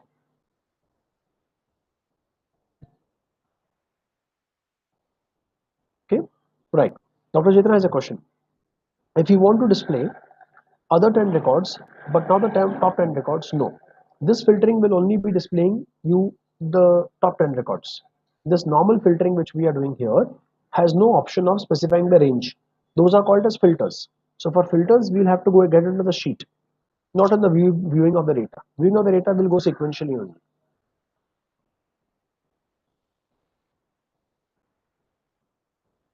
Okay, right. So I hope all of you have been able to do the part of view 10 done. Viewing of 10 records. Okay. Now, many times it happens that if you notice here, customer ID is made up of two parts. See, it's alphanumeric. See carefully. It's having a DP and then hyphen and then some number. It's having PO hyphen and some number. And it is following a very standardized pattern. Look at the first 10 records carefully. It's following a very standard pattern. It has the first two characters, then a hyphen, and then you have some number. It means that the two characters which are coming in alphanumeric, that is alphabets, definitely have some meaning. It definitely has some meaning. So if you wish that your customer ID should be separated out, maybe for some analysis purpose, maybe for your inspection purpose, what can you do? Notice a column which is supposedly not useful to you. Supposedly, if a column is not useful to you, then you can always hide the column if you wish to. Let's take an example. Suppose this particular column called postal code, assume, is not useful to us. Suppose assume is not useful to us. Then I can go to postal code column and click on hide. Notice that column is not going to be visible to you at all. It's gone. But now the question that comes is, if the hidden column is gone, as you could see, it's not visible to you. So then how will you come to know that that column ever existed? See, if you let's say if you're working for a few hours, you're working for the whole day, okay, and you've done something now, and after 4 hours you yourself forgot because there are so many columns, you're dealing with so much of data, you forgot that column existed. There is an option, show hidden fields. Please tick this. Moment you tick this, you will notice, maybe you're not able to see on the video so clearly, but please try to see it with concentration. You will see person, order ID are coming in dark black color. Product ID also dark black color. Postal code is coming in gray. Why? Because it is hidden. So to unhide it, you can go back and click on the option unhide. And you can notice that column is once again come back to your data. Okay. Now choose any column of your choice, hide it, unhide it. Hide, unhide, done. Please punch. Hide, unhide, done.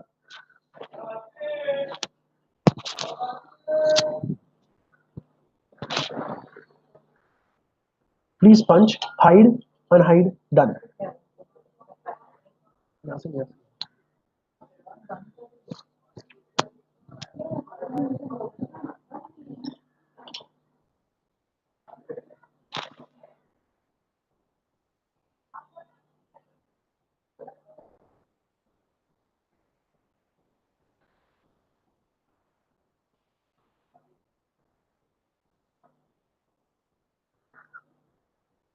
Okay, right. So many people are saying hide, unhide, done.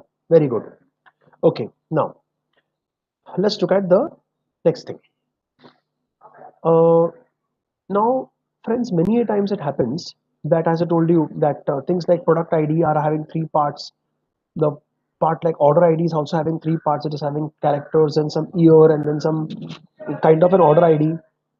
Similarly, date is having the different parts, customer ID having different parts. So there is a need at times that you would like to split this column. Hmm? So if you want to split any particular column, you can go to the respective column, and there is an option called split, and there is an option called custom split. If I click on split, then it will by default use its own common sense. I repeat my words. If you click on split, Tableau will use its own common sense that this all customer ID column is following a pattern. So you haven't to apply the regex. This Tableau has applied the regex and understood that there is a pattern in all the customer IDs where the first two characters are alphabets which have come here. See, DP, PO, MB, and the next set of five characters are numeric. So the split automatically happened on the basis of the hyphen. Okay. Now, obviously, you will feel that I don't need this splitted columns. Yes, obviously, you don't need them. To be very honest, we don't need them, right? So you can click on delete to delete the respective column. So only one column is left. So try to figure out what I'm trying to say. I split this column. Whatever split I need, I kept it. What I split I don't need, I am removing it. Okay. So split a column of your choice, whether you want to split order date, you want to split customer ID, you want to split order ID, do something, do some split, and then delete the split columns.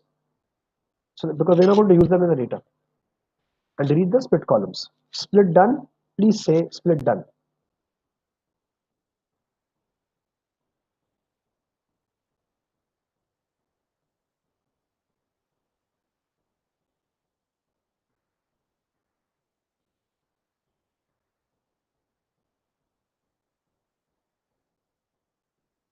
Okay. So only Vasmita is written split done and then deleted. That's what I want. Please don't carry the load of those two columns in your sheet for further analysis. There are too many columns any which means. So please understand, we don't want to add more columns and our headache. Okay. Now, moving on to the next important thing. See, there are many times, like for example, if I'm looking at the order date part here, hmm, uh, if I do an, if I go to the order date here, I can see that there are Indrajit, when you say done, it has become very confusing. Huh? So please say split done ऐसा करके बोलो, huh? Please, Indrajit, so that I come to know what you are trying to say. Hmm? Okay. So friends, when I say order date here, I was just talking about it that an order date, you don't have an option called split. See, because date is a fixed entity. Let's respect it. Date is an entity. So you really cannot split the date into the year part or the month part. Yes, you can, but then there is a different way of doing it. So that's not the way of doing it that you actually take this column and perform a split and do it. No, that's not the way of doing it. Okay. So understand that on date, which is a single entity, or customer name also can be split. First name, last name with a space. Now let me look at what is a custom split. Supposedly, I go to my order ID. I go to my order ID. See, friends, if I do a normal split on the order ID, no, the order ID will become into three parts. That I hope all of you will agree. CA 2014 and this last number. It will get split into three parts. But if I don't want to split into three parts, then instead of split, you should use custom split. So custom split gives you an option. How should this data be split? He is asking you. Use separator. वो आपसे पूछ रहा है क्या separator use करना है. And हम कहते हैं hyphen because hyphen he separator है उसमें. We don't have any other separator in the data set. We only have hyphen. Split off. What? You want to split on the first hyphen or on the second hyphen? I think we should split off on the first hyphen. And then how many columns you want? This is indicating one here. Let it be one here. Let it be 1 here. Let's see what happens. No, see what happens with patience. See what happened. So it split on the very first hyphen, and it gave you one columnar output or one split output. Therefore, you're only seeing CA. You'll say, no, no, Rocky G, I wanted both the splits. I wanted CA separate and 2014 hyphen this number separate. Acha. Then in that case, first let me delete the split one, which got formed. Let me go back to order ID. Let me go to custom split. I'm saying on hyphen I wish to split. I'm going to split off only on the first hyphen, and I want two columns made. Okay, see what output you get. So what output I'm getting here is I'm getting CA and also 2014. Huh. Now, if you feel that no, I wanted only CA, think about it and tell me, what would you do? If you want the split to happen on hyphen, yes, you want the split to happen on hyphen, but you want CA 2014 together and you want this number separate. So first let me delete this. Hope you got my question. My question to all of you is CA 2014 should be together and 103800 should be separate in a separate column. So I want two columns according to this. Think and please tell me what should I do. The custom split is open in front of you. And of course I have to use hyphen. There is no other option. So I have used hyphen. Now tell me what should I do.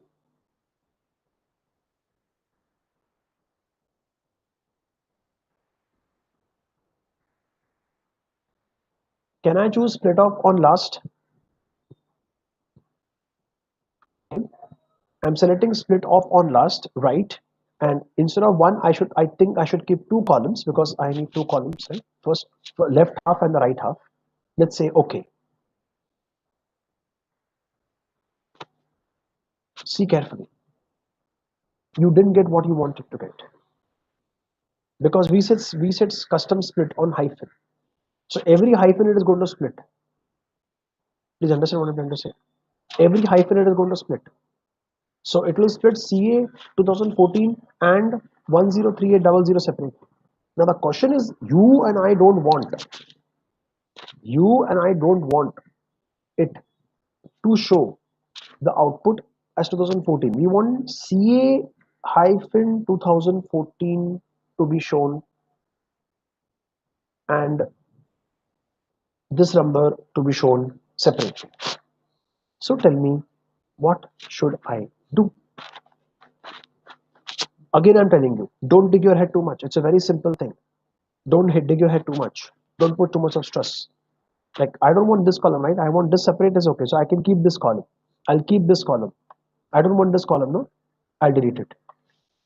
Now think, what should I do on this to get only CA 2014?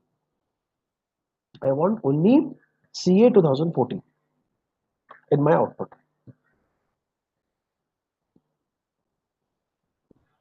Think and tell me. If you think I should go for custom split, I'm ready to open custom split in front of you. But I don't know how this is going to help you. I don't know.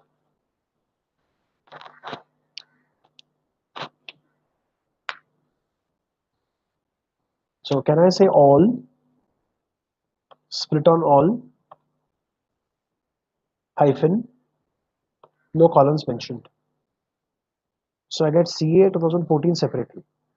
Is there a way that I can join these two columns? Is there a way that I can join these two columns? Because it doesn't shows anything here. It shows hide and delete.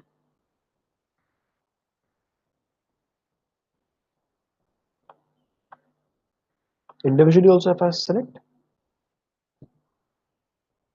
doesn't, it says me create group, that's okay.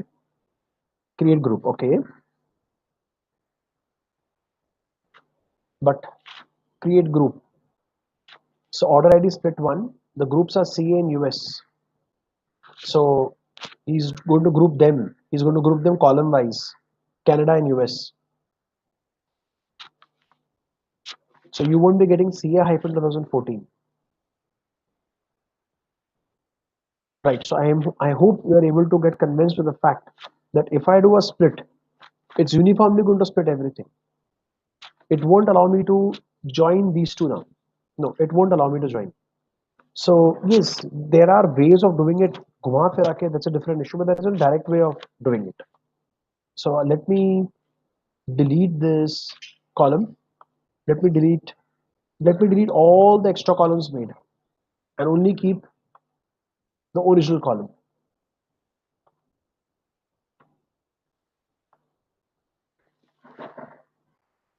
So let me keep this as it is a little tricky part that I want to split this order ID, remember, as CA-2014. So that means I'm not splitting only actually, because if I split, point is that if I split, it will split only three parts. It won't split into, it won't leave the first half and split only the second part. It won't do it. If I split, it's going to split all the three parts. Okay, so I hope split is getting clear to all of you. Custom split allows you to choose what number or what special character you want to split. Okay, that's what custom split does. Custom split does not tell you कि हाँ ठीक है first part को छोड़ दो second part split करते हैं. No. Okay, so I hope split and custom split are clear to each one. Okay, so the answer to the question that can I have CA-2014 and this separate, my answer is in simple words, no, you cannot. There are ways of doing it, but there are very clumsy ways of doing it. There are very clumsy ways of doing it that you will get CA-2014 separate and this separate. So I don't want clumsy ways of doing it. I want a straightforward way. Can I have a straightforward click buttons that I get the output? Answer is no. Okay.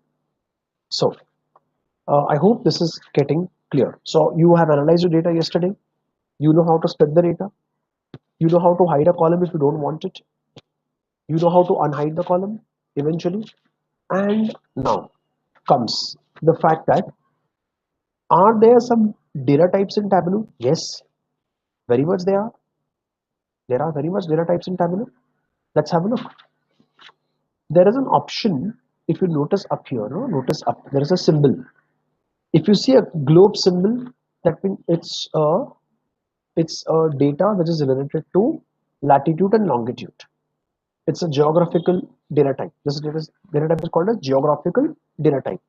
If you see an ABC, that means it's a varchar or a character data type. That means string. If you see this kind of a symbol, this calendar symbol, that means it's a date data type. Date. These all are character data types.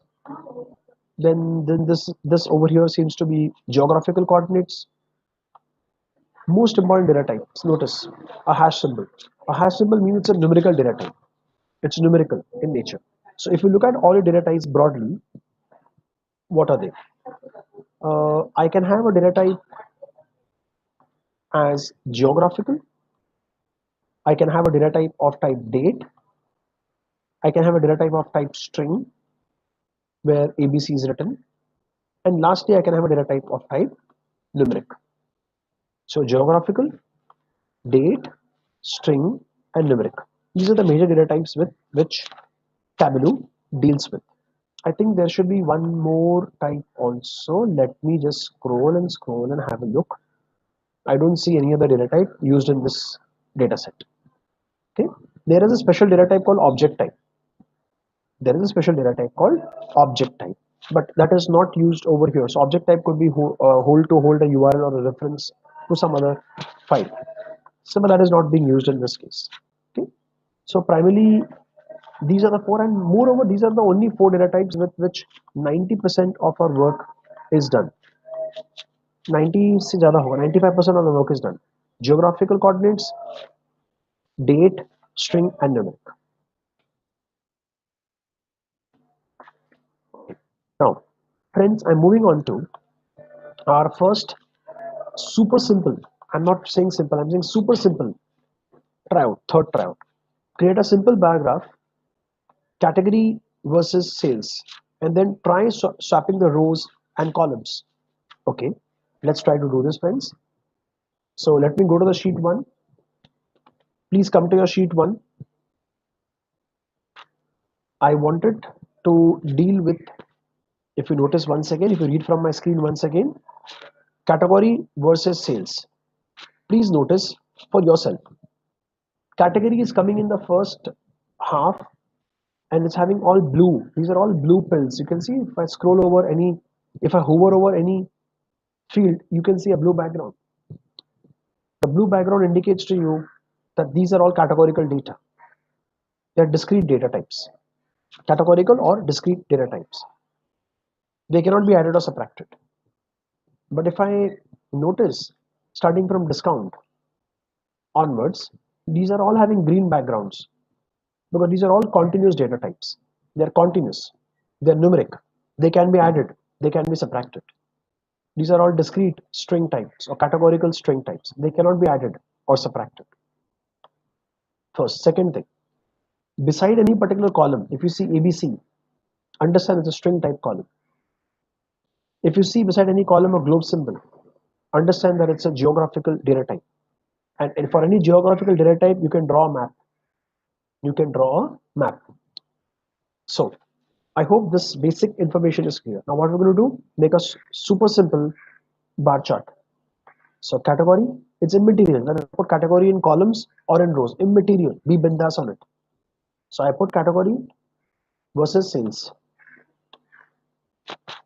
I've just put over here. Somebody may have put category in rows and sales in columns. Doesn't make a difference at all. Because we have to swap the rows and columns. See, there is an option called swap rows and columns.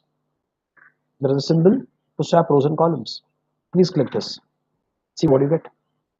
So you can see that your data is being displayed as a horizontal bar graph, otherwise being displayed as a vertical bar graph. Okay, so bar chart done. If you are finished with it, bar chart done.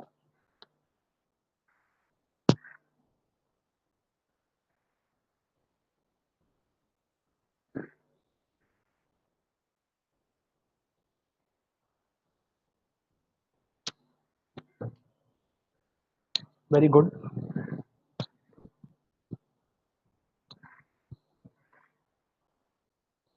Session is going at a perfect speed. The speed which I'm anticipating every minute to minute or what should finish, and it's going at a perfect speed. Very nice.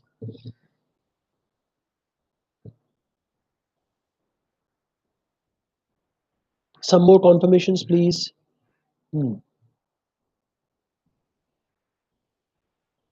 What happened to Indrajit? Why he's become slow now? Okay.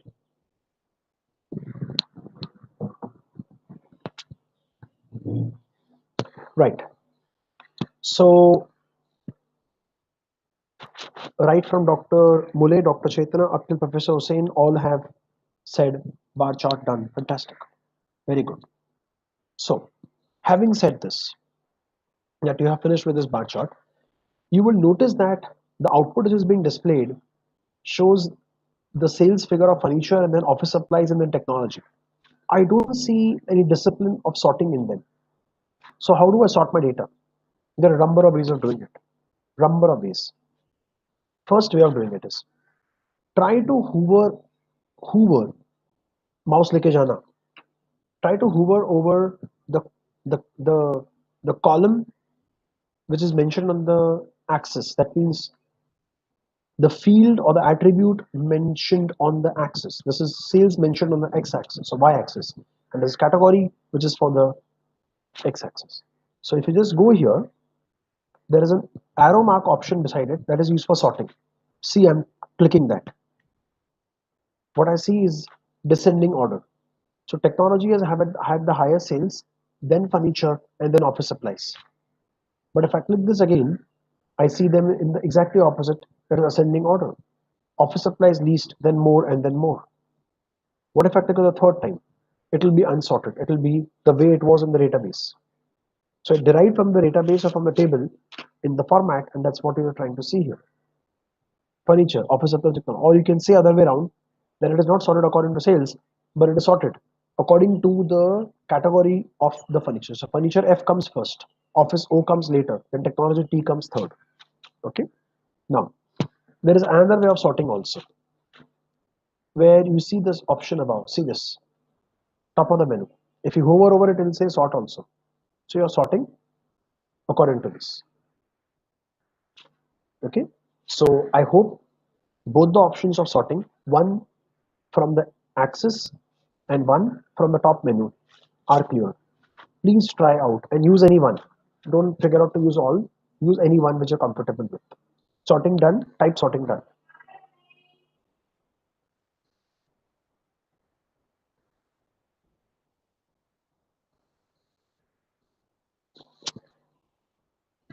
Good.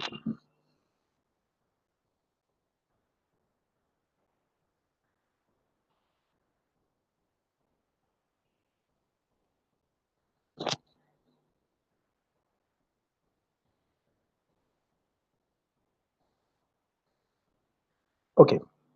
So I hope that majority people have finished with sorting also. Cool. Very nice. Let me look at my next tryout. But before we go for every tryout, there is a possibility that we may repeat the steps of the previous tryout, but I will not hesitate to repeat the steps.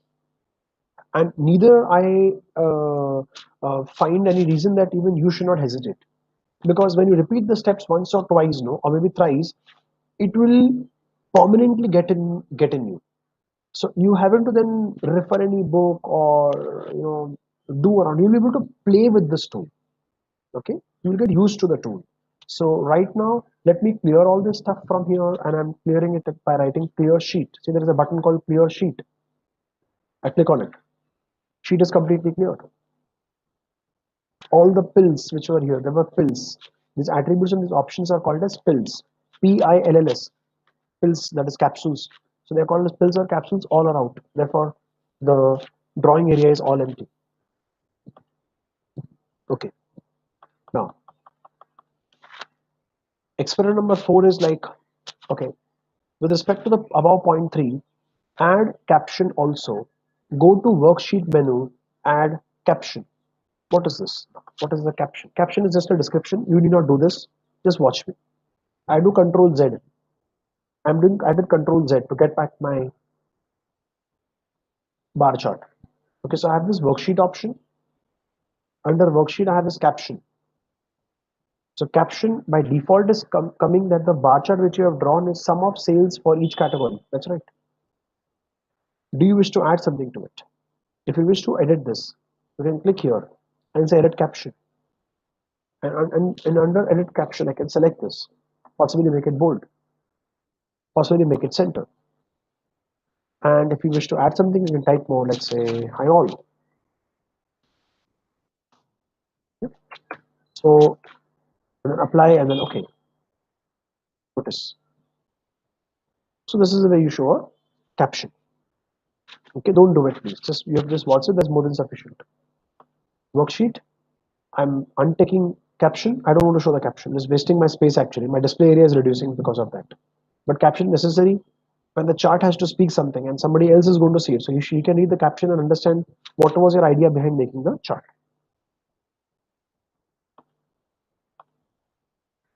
Again, don't do this step.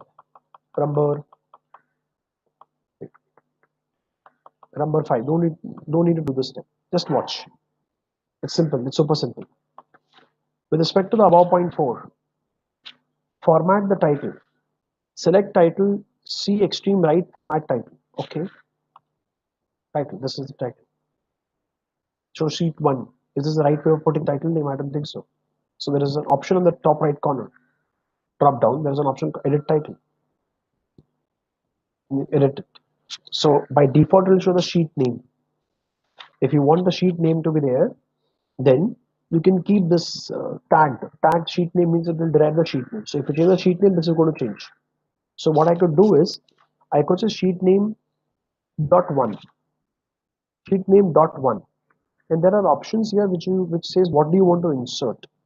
You want to insert the sheet name or data source name or data update time. Say for example, I wish to enter or add data update time, and I'll remove this. So sheet name and data update time will be added. Apply. Okay. See what you're getting. Sheet 1 full stop the time right now in your systems. So the point is this, that if I change this sheet name I click on the sheet and I say rename, and I rename and put it as first. And please notice, I changed first here, it got changed here also. Okay, so that's basically the objective of how this works. Yeah, I hope this is clear. This you happen to try. Now, being hearing me, that's more than sufficient. I know you can do this, figure it out yourself also. Okay, so I'm going to delete this sheet. I'm removing this sheet altogether. Oh, sorry. Okay, now moving into the sixth question, sixth tryout. This though we have to do. All of us have to do. Okay, so let me read the tryout and keep doing along as I'm reading it. So what I'm reading from my screen, even you're reading from your screen. Okay. Understand discrete data and continuous data. That means the difference between the upper half here, which is all discrete data, or categorical, there is blue pills, the blue ones. It's the blue versus the green, basically. So this tryout is talking of blue versus green. Note 1. This is to be remembered. All textual or categorical data like city name, country name, customer name, etc. will be dimensions and all numbers are classified as measures. So the upper half which you see is categorical data. These are all called dimensions according to Tableau. And all this numeric data or continuous data which can be added or subtracted are called as measures because they are measurable. So they are measurable. So they are called as measures in Tableau. Next, note 2. All dimensions have blue icons, we know it. All measures have green icons, that also we know. All dimensions are discrete, we know that. And measures are continuous. Yes, that's right. We are aware about it. Correct. Let's do very small experimentation. I wanted to make subcategory versus sales. Subcategory versus sales. So, okay, a title, I don't want title, I just say title. Reset title. Okay, and I want to hide it. So that you know why I'm hiding this title and the caption so that I can get full space for my graph. Okay, so I want subcategory, I drag subcategory, I drag sales. Please notice what I've got. I've got subcategory versus sales graph. Notice two things now, very carefully. See, when I drag subcategory, whether you drop it in columns or rows is immaterial. If you drag subcategory, all the subcategory values are being displayed uniquely, like accessories, appliances, art, binders, bookcases. All subcategory items are being displayed individually. But all but when you drag sales, they're not being displayed individually. Please notice, by default, sales has become summed up, which means I dragged sales actually. I have dragged sales, notice. But moment I drag the sales out, it becomes sum of sales. See my screen. You can see that there is a light thing coming called sum of sales. So why? Why is it doing so? It's a rule. In Tableau, if you take any measure and put it for display, it will aggregate the measure. Aggregation means taking a summation or taking an average. It will not display the value of sale as it is individually because there are thousands of accessories, thousands of appliances sold. How can it display the thousands of entries here? So what it is doing, it is telling you in total sum of sales of appliances has been, as you can see on my screen, 1,7532. The total sum of sales of art has been 27,119, so on and so forth, as you could see. Okay, so if you don't want sum of sales to be seen, you can always click on drop down, and because sales you know beforehand only is a continuous parameter, that is you are aware about it already, so you can change the measure. Instead of measure of sum, which is by default, if you don't want it, you can choose average, median, count, count distinct. Count distinct will not apply here. Then don't choose count distinct because two customers may have ordered the same quantity of appliances. Like let's say if I have ordered three type printers and Indrajit is also ordered three printers, then only one of us will be kept. That is ridiculous. Why you want to do that? So let everybody be added, right? You can have percentile, standard deviation, and variance. Please recall FDP1 statistics. You have learned all these terms. So it is your requirement of what you want to see. I feel at this time or this juncture with respect to sales, sum which is by default makes sense. Because on sum of sales, if I sort, it really makes sense to me to tell that the phones have given the highest sales volume. Profitability, I don't know. It has given the highest sales volume to your company. The next highest sales volume has been given by chairs, by office chairs. And the next highest is storage devices. Okay, so it makes sense to me that showing sum of sales is making sense. Okay, now, how many of you have got this much graph ready on your system? Subcategory versus sum of sales, sorted. If you have got this bar graph ready, only say done. That's it.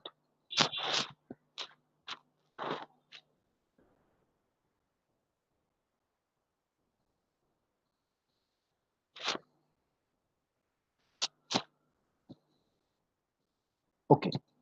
Now, so majority of you have finished with the bar chart of subcategory versus sales, and you have also sorted it in descending order. Great. Now, just to recall, you would have seen sum of sales because it's a measure. Measures are always aggregated. You can choose the aggregation from sum to average or to median or to count. Example, if I take average and I sort it, things changes. Copiers have given you much better average sales, but sales volume is definitely better for phones. Sales volume wise, phones are much higher, but average copiers people buy is much higher. That means in the number of transactions you do, the average sales of copiers is 2199. People don't buy one copier, people buy more copiers because that is corporates which are buying it actually. And if I look at phones, the average sales of phones, that means uh, now average sales of phone over here means that if I look at so many people have brought the phones, right? But some people have brought one phone, somebody brought two phones. So if I take an average of it, it's 371. So usually sales by average will confuse us. So I would prefer to stick with some for throughout my session up till evening. I prefer to stick with some and then sort it with some. Okay. Now let me not delete this graph because 7th is dependent upon 6th. Have a look. 7 says with respect to point 6, try coloring the graph dimension wise, measure wise. ये क्या चीज होती है? Dimension wise and measure wise. Very simple. Let's take this. This graph you already have. This graph you're already having. Now, in this graph, if I pick any one column from here, I pick any one column from here, I can do beautiful analysis on this. See, we are going to see that. Let's see how. Let me pick up category first. And I'm dragging the category into the marks, color marks card. Please notice where I'm dropping. I repeat once again. I'm picking up category column and I'm slowly dragging it over the color marks card. Color marks card. This entire section is called as marks card and it has got 5 cards. Colors, size, text label, detail and tooltip. We will deal with all. Right now I have picked up category and dropped it on the color marks card. Please notice what output you're getting. You can see that something which is in blue color belongs to furniture. In yellow, office supplies, and red technology. So you can see that they have been segmented accordingly. Interesting. Very interesting. Okay. Now, if I also want to indicate, you said sum of sales is highest for Phones. I respect. I respect that. Correct. But I want to see it. Sir, you can hover and see. No, no, no. I don't want to hover and see. I want to normally see it. Without hovering, I don't have my mouse, my hand on the mouse pad now. I should see my graph and I should see the sum of sales there.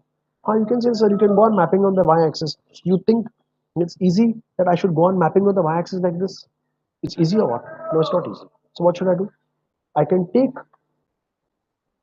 the sales figure, which you're trying to show here.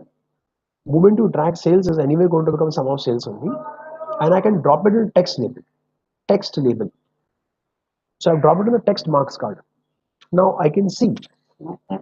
Now I can see that for my entire graph sorted in descending order, what are the actual figures without hovering the mouse. Okay. So if you have done this much, as you can see on the screen, please say yes on the chat.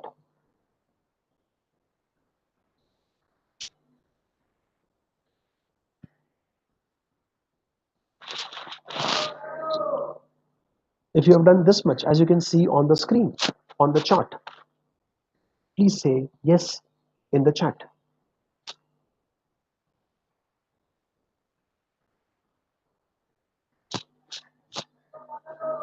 Dr. Chetna has found, it seems, some application of this feature for her daily routine work, and I'm happy so that things are sounding to be application oriented and useful in your daily life. That's the objective of the FDP itself.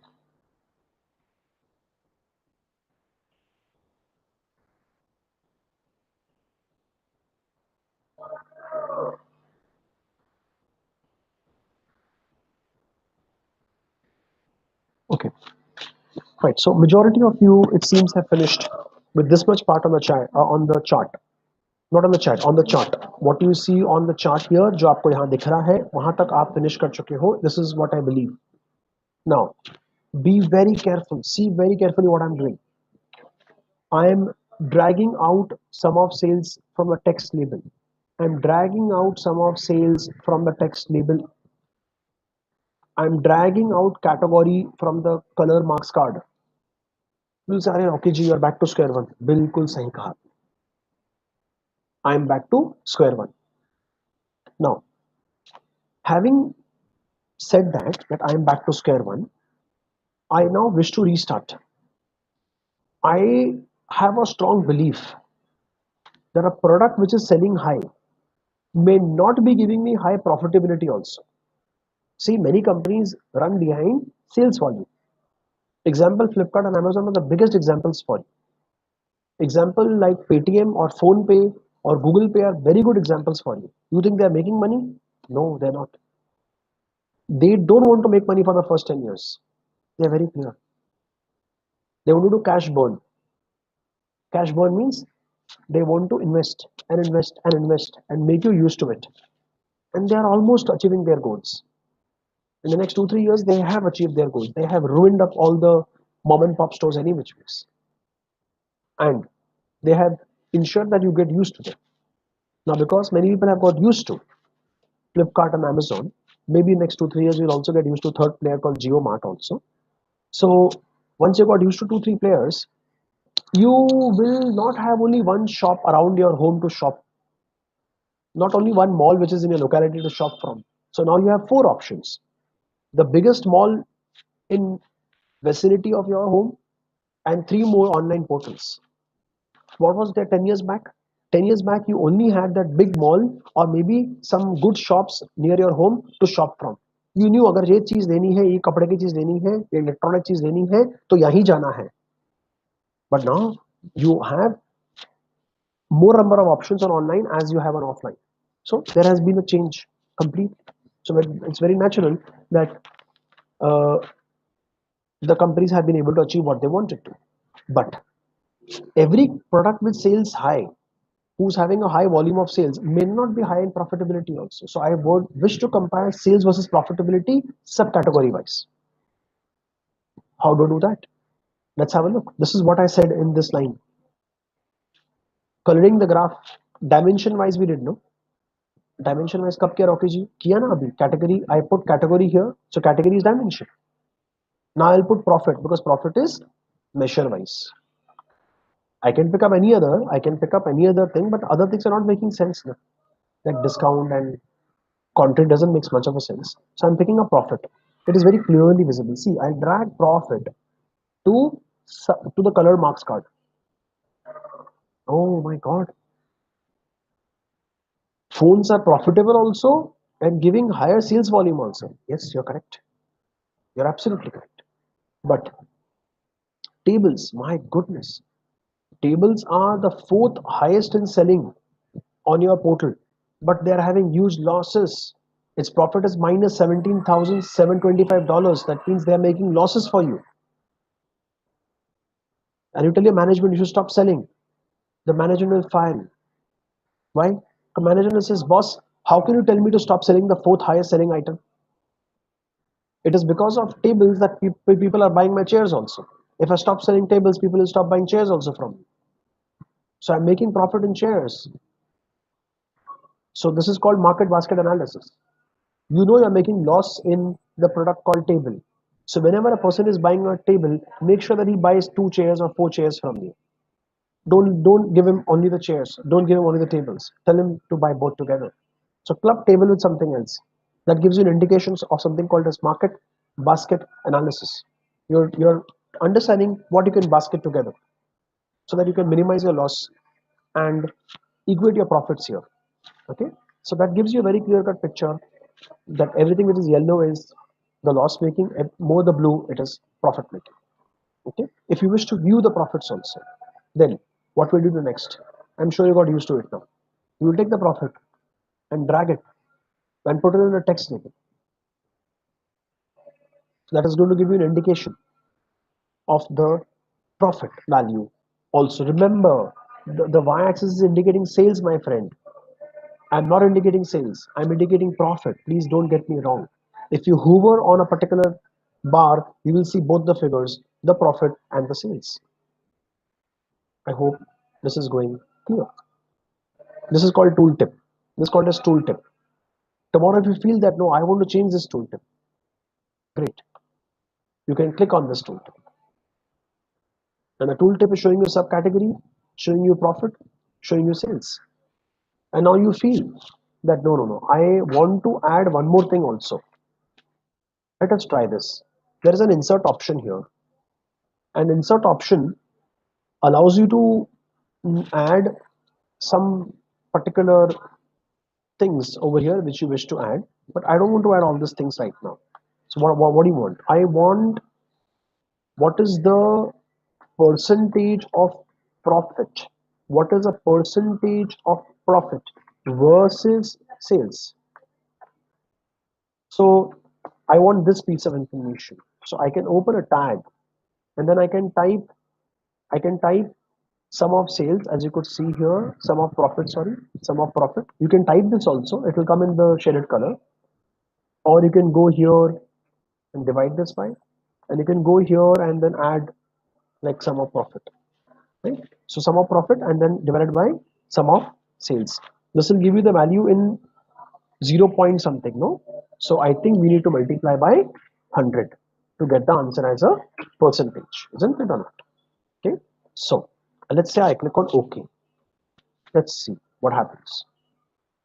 Oh my god, it didn't calculate. Please help me. It didn't calculate. It did a blunder. It's just showing me the figure of 44516 divided by so and so into 100. It didn't calculate for me. So for calculation, it means we'll have to do something more. Seems so. We have to do something more for calculation. Let's see that if I click on this, calculating here will not happen. Calculating will not happen here. So let me wait for till the time we all become clear of how calculation has to be done. If anybody knows about it, yes, then he or she can answer me on the chat. How will I add a calculation? I'll give you a hint. Add calculation field. Tell me, do you see this option of adding a calculated field anywhere? Do you see an option of adding calculated field anywhere?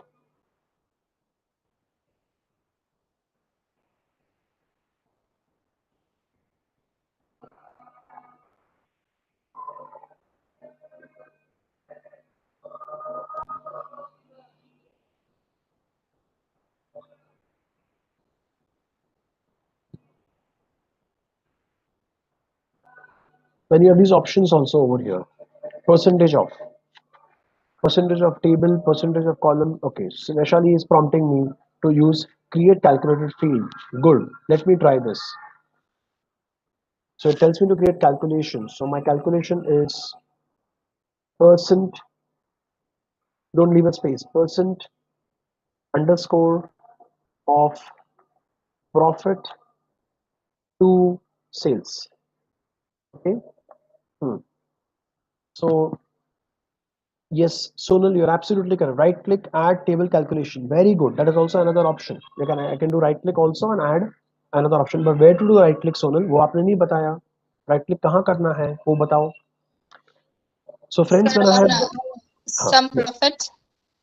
correct. Absolutely. I can right click on any of these fields on the measures like this. I can right click and I can always create a calculated field. Very good. Absolutely correct. Right. So friends, now let's concentrate on this. Then what kind of formula do we need to make? So I type the word sum. It automatically helps me. I press a tab. So it is asking me sum. किसका sum निकालना है? I want to remove sum of profit. I type P. Wow, he's so helpful. Yes, he's showing me all the values. So I choose profit. I press a tab. Profit is selected. Divide by. Then again type sum. He's so helpful. Sum. And then I'm typing sales. I just typed SA. He came. So help me out. Great. I press tab. Huh? Remember to select this. Don't press enter. Press tab. Tab key. Okay, so sum of profit divided by sum of sales has happened. Correct. Please put this entire calculation in brackets so that this thing happens first. And then you multiply by 100. Is this calculation valid? I can't tell you. Tableau will tell you.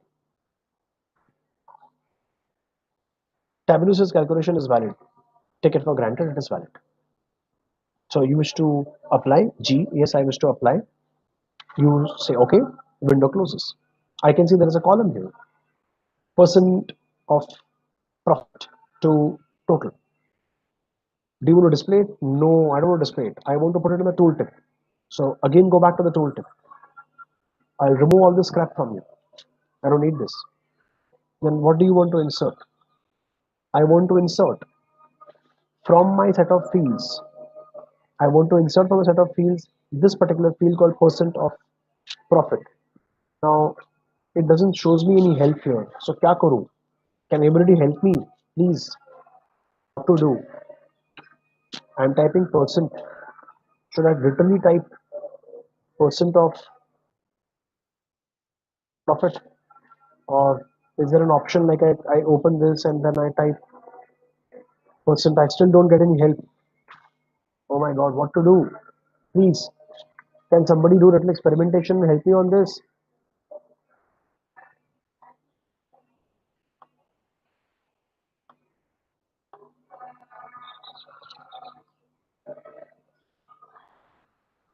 Or is there an option where I can just drag this field and put it in the tooltip? I just drag that field and put it in the tooltip. So if I drag that field and put it in the tooltip, and if I just hover, I still don't see the calculation. See carefully. So tooltip is not calculating only for me here. So I'm deleting this from the tooltip.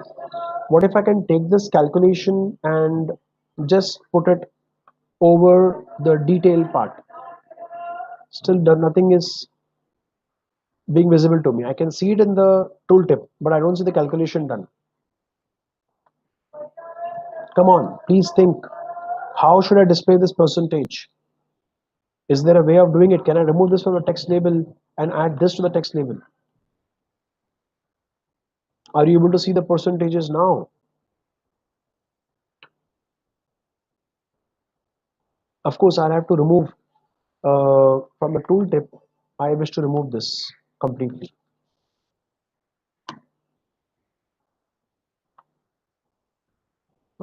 These figures, sum of sales,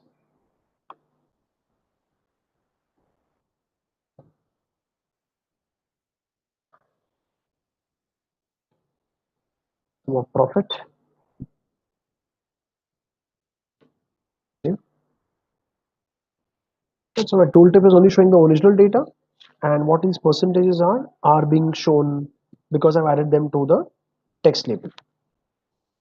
So if anybody is able to figure out, maybe by 115, then please tell me. Maybe as we progress ahead and you are able to figure out, अरे अरे Rocky sir ऐसा ऐसा कर लेते हैं, ऐसा करते हैं, हाँ, maybe. See, I don't want to tell you everything directly. There is no fun. Tableau telling everything directly, there is no fun. It's a tool, no? Programming, yes. Programming, if I tell you do it yourself and you make an error, then the whole batch time gets wasted. Here you have to explore the options. Might as well you can explore an option which even I don't know. There's the possibility, isn't it? Because some of you said yesterday, no, you're using Tableau. And some people said they have done the course of Tableau from Coursera. So come out with the knowledge. Come on, tell me. If I want to add this calculation to my tooltip, how would I do it? By 115, huh? I will not wait now. By 115. Okay. Now tell me one thing. Creating a calculated field which tells me percentage of profit to sales. So there is a 13.49% profit of phones with respect to sales figure, which is a very good thing. Which is a very good thing. About 10% is it's a phenomenal thing. And if you look for fasteners, my goodness, look at fasteners. Fasteners is 31.4%. Oh, that means it's not sorted. It's not sorted. The sorting has been done on the basis of your sales figures. You don't want to sort on sales figures, suppose. You don't want to sort on sales figures, suppose. You want to sort on the aggregate function here. Then, then what could we do? If I want to sort on this figures here. This is only going to give me access of sorting. It's not going to give me sorting on the basis of this. So can I sort on any ways? If anybody could help me, can I sort on this aggregate quantity?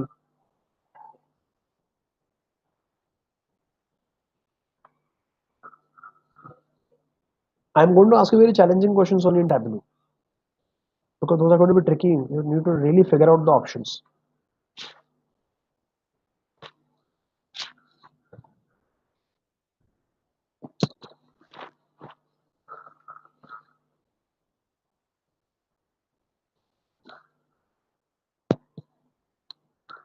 Okay, so forget about the extra question which I'm asking. Forget about it. How many people have at least finished with the chart which they are seeing on the screen, where you can see that the colors are gradient in nature. They are going from dark yellow to dark blue. They are gradient in nature. Why they are gradient? Because we have added the profit, which is the measure. So what is the learning? If I add a dimension to the color will always be discrete.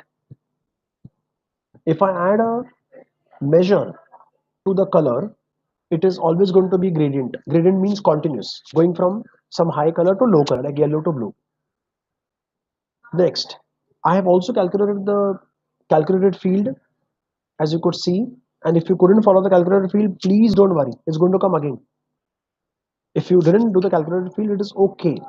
But at least could you make a graph with gradient field? Plus, could you add sum of profit to text label so that you could see the profit figures? Chalo, forget this. Don't get stressed on it. Let me add the profit only to text label. Fine. So I can see absolute profit figures here, and I can see the profit in the text figure. Plus, the profit is also used for the coloring the graph. So how many people have done what they see on the board right now? That many people should tell me yes on the chat.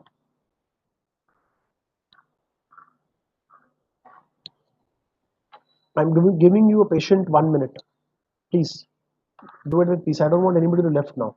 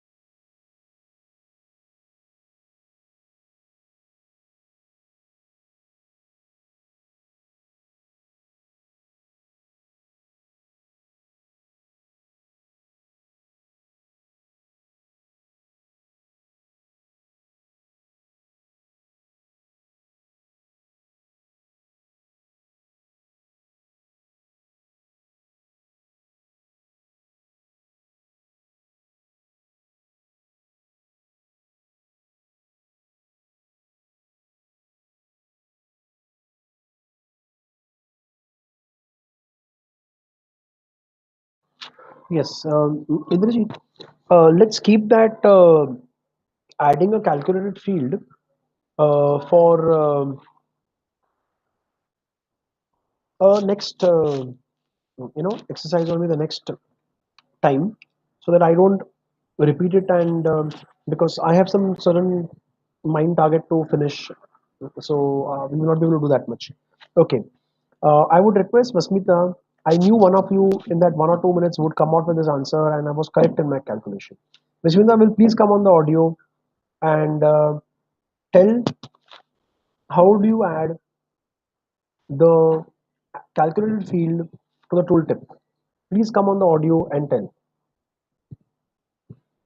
Sir, as you said, um, first to go to create calculation, Hmm. and we have done that, and we Mhm, got in measures percent of profit to sales. mhm.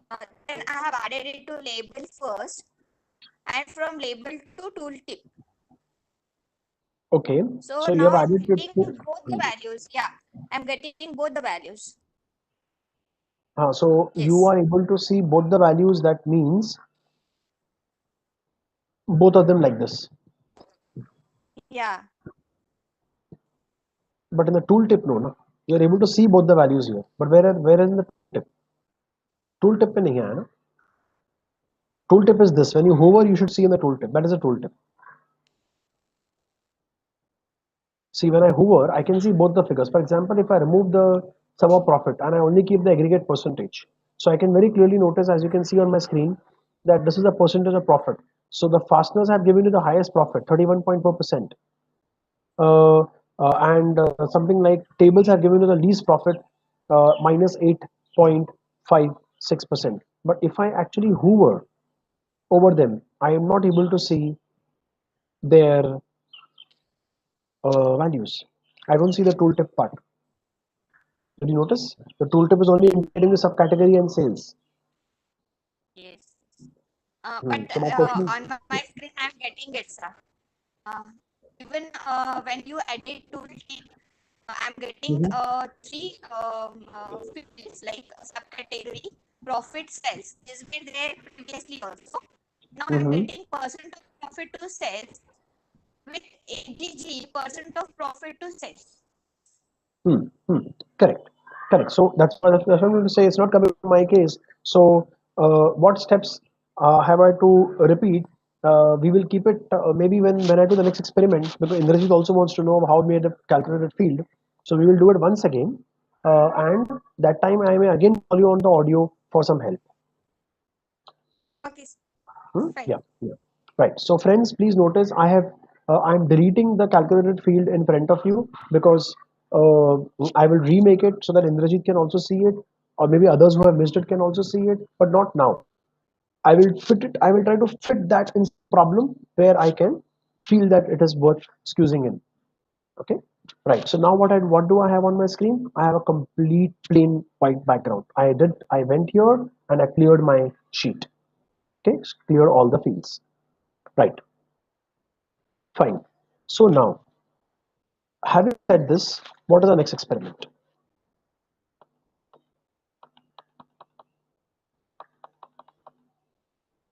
The next experiment goes as follows. Before the next tryout, ensure map settings. Interesting. So I'll go to the map menu. I have an option called edit locations, and I'm out of edit locations. I'm going to choose a fixed option called US. Okay, let's follow the instructions as given here. So, okay, so let's follow the instructions here. So I can see that in this Tableau interface, I have in the top menu, I have got a map. I click on map menu, but in the map, I don't see anything like edit locations. Yes, you don't. As of right now, you don't. So let us do one thing. Let us add an attribute which is worth showing a map. So what I will do, I can go to any globe attribute and double click it. But I don't want to go on anything. I want to go on state, because US is having about 48 states, so let's 48 is a reasonable number. Postal codes will be in thousands, so it doesn't make sense. So let me double click on state. I have done nothing. I have just double clicked on state. I am not dragging state anywhere. It's a geographical quantity, so don't drag it. Double click it. Okay. So now you will notice that the state column has automatically gone into triple dots. See this triple dot. Triple dot means it has gone into detail. This is the detail marks card. Automatically मैंने क्या किया? मैंने कुछ नहीं किया.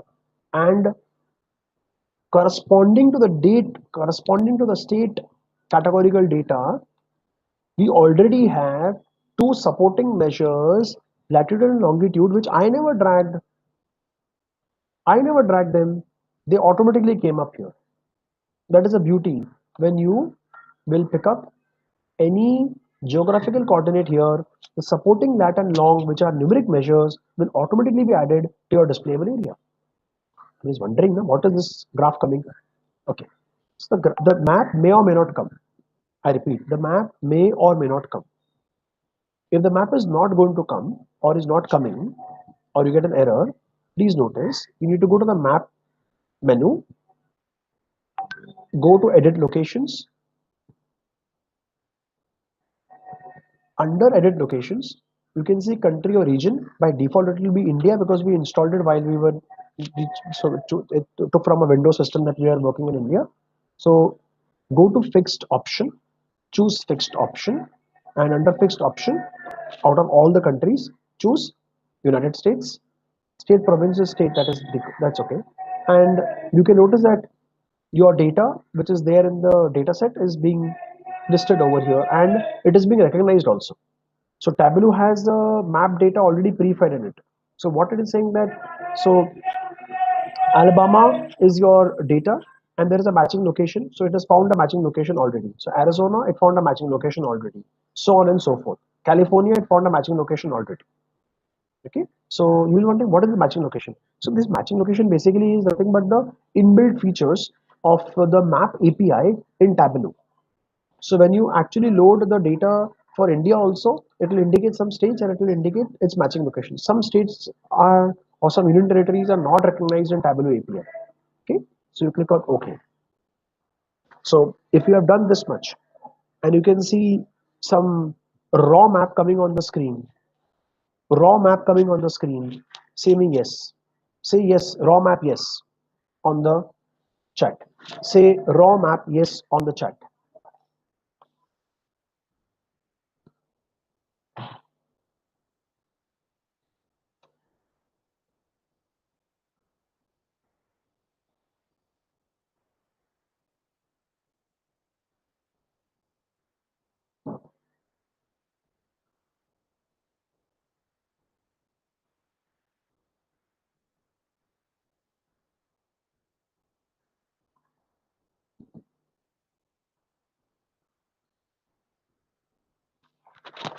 Okay, so majority of you have said that the map can be visible, but the blue dots are not visible. That's okay. That's okay. Don't worry.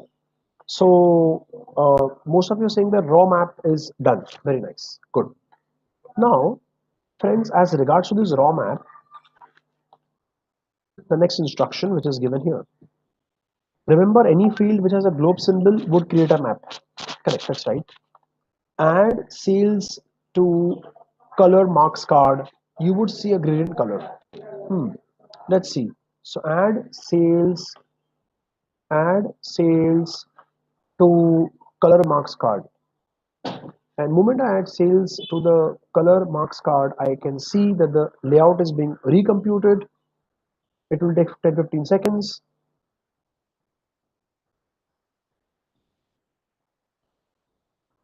And you can see the dots have got disappeared and the sales figures are in front of you. Let me minimize the notepad writing part. Let me make it full screen. When you can make it even full screen, there is an option here. See, there is an option here. Here, this one. The last thing on the menu.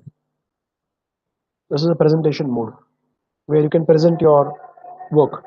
So I can see that the light blue is less sales and the dark blue is more sales. So a state like California has a very good sales figure, and a city like New York is also having a very good sales figure. So some states are having very good sales figures, but some states are quite poor. They're not having any good sales figures. Like South Carolina is having poor sales figures. Arkansas is light blue, so having light sales figures. Okay, so you can understand that how you can actually categorize this data. Now, if you want to come out of this, you can say press escape key. It will come out of this full screen view. Now it is irritating that we actually keep on scrolling and look at the sales figures. So it's very simple. Now you know you can always drag sales to the text label so that the sales figures are visible. If you wish, you can also, now please understand that color and the figure both are indicating sales only. So if you wish, you could actually do one smart move. You could have a beautiful comparison of state wise profitability versus sales. So this makes us very clear that there is a profitability is in Texas, sales in Texas is good, but profitability in Texas is very bad. And Texas is a very big state, as you could see. It's a very huge state. So California has good profit also, good sales also. But Texas has high sales but poor profit. It is in fact going in losses. So this gives you a clear-cut comparison between the two. Right? So anyway, there are various ways. You can do it by the bar chart. You can do it by this way. But this gives you the whole holistic idea, no? State by state idea. Now, there is something called as grouping of data. I'll come into the grouping of data on this map, but till this point of the map, is it over? If yes, then please tell me yes. Let me hide this. On the right side, I have this card. I want to hide this card. See hide card, so that I get more area for my map, because I'm reducing my screen size now to look at the chat also. So it's becoming very congested. Okay. Majority people are saying that the raw map is done, and inside the raw map we have added the sum of profit in text card, so that you will see the profits in the textual way and sum of sales in the graphical way, that is in the visualization way. Okay, very nice. Now assume, friends, that you are very keen you are very keen that yes, you are able to see the profitability, everything very nice, but you're not more concerned about the sum of sales being in the color marks card. You feel that I can add sum of sales to the text label only, so I'll be able to see both the figures for all the respective states. I'm seeing the dots because I reduced my screen size. If I increase my screen size, or make it full size, the dots may even disappear also, because then the name of the state would be very clearly visible. Okay, now what I can notice is that for California, if I hover, I can see both the figures. Now I would like to categorize this in terms of the category of the product which is being sold. Now see, what you have right now is only the state information, and for every state you're showing sum of profit and sum of sales. What if I take one additional information, let's say region, and try to add it into the filtering section? I'm trying to add the region into the filtering section. See, moment I add region into the filtering section, I can see that there are 4 pieces of information in the region as central, east, south, and west. Let me choose all and apply this filter and say okay. Okay, now I wish to show this filter on my right side and use it. Let's say that I only want to compare the central with the east. These are all the central states compared with the eastern states. The eastern states are on your right side, that is New York, Vermont, Connecticut, Maine, so on and so forth, and then Pennsylvania. And the central states are Illinois, Indiana, Wisconsin. The central states of US are actually having climate almost as that of India. So, so you are able to compare the central states with the eastern states. And so, in a discussion with somebody, if you wish to compare one part with the other, you may not show everything, no? So, you can always show some particular part of the states. Okay, right. So, how many people now have done till this point where, look at the changes I made. First, I have removed sum of profit, yeah, sum of sales, one of the figures from colors marks card. There was nothing in color marks card. Now there's nothing in color marks card. Both are in text only. Profit also and sales also. Both are in text label. First point. Second point. I've added region to the filter. And after adding it to the filter, you want me to do it again? I'll do it once. See, I'll take region, add it to filters. This kind of window will open. Later on, when topic of filters come, maybe in the evening, we will discuss about all these filters. Filters have generic, wildcard, condition, and top. You will revise your complete SQL also. Structured query language, SQL, which you fire over databases. And right now, let's look at the basic filter. That the attribute which you selected called region has 4 unique values: central, east. Select all of them and apply the filter. You only click on apply the filter is got applied to the map. But you will say, अरे Rocky जी map में कुछ reduce नहीं हुआ, कैसे reduce होगा? आपने तो हर reason select किया हुआ है. All regions have got selected, so how can anything reduce on the map? So I click on OK. Now I want to play with this filter. I want to see the effect of this filter. What should I do? Go to the filter, click on show filter.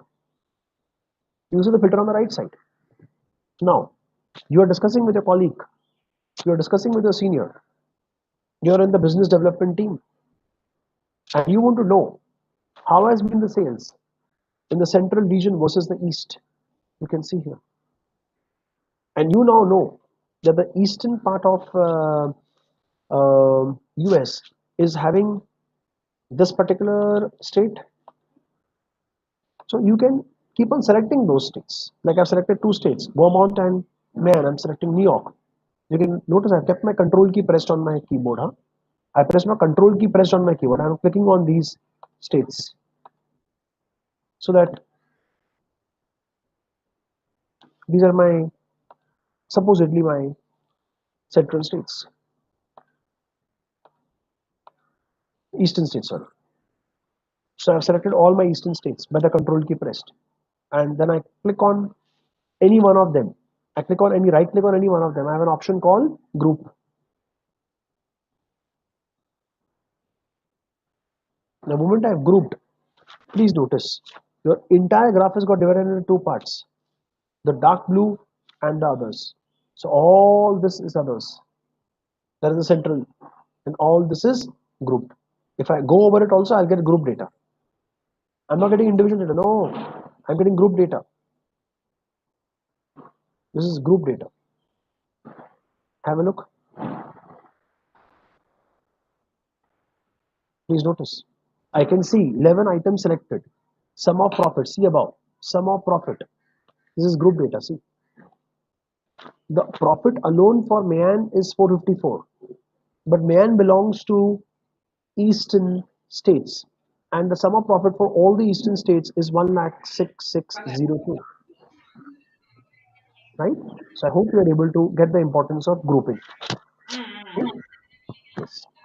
So please try out this much. If your region filtering, somebody's audio is on by mistake. Dr. Kavita, Dr. Kavita, turn off your audio.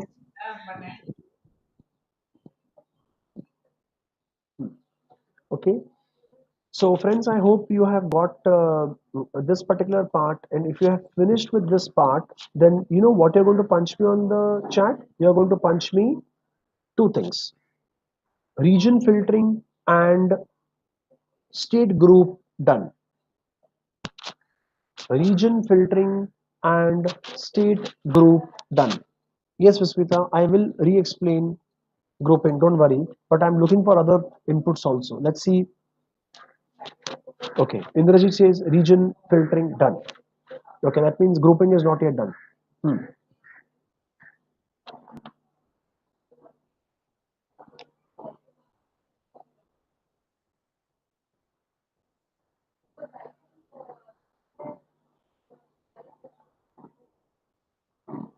Okay, uh, four people have responded, but what are others doing?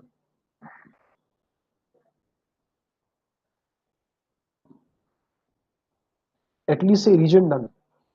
If your grouping is not done, at least say region done. Sir, I got stuck not getting the dots. Getting the dots in the map is not an important thing. If you don't get the dots, then if you click on the map, the whole state will be selected. Yeah.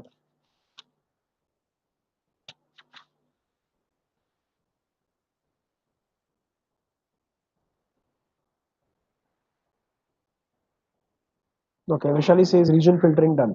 Good. So at least as many people have finished with region filtering, at least put me a prompt on the chat. The region filtering is done.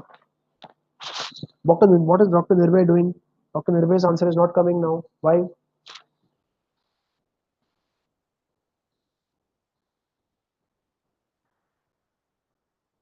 Very good.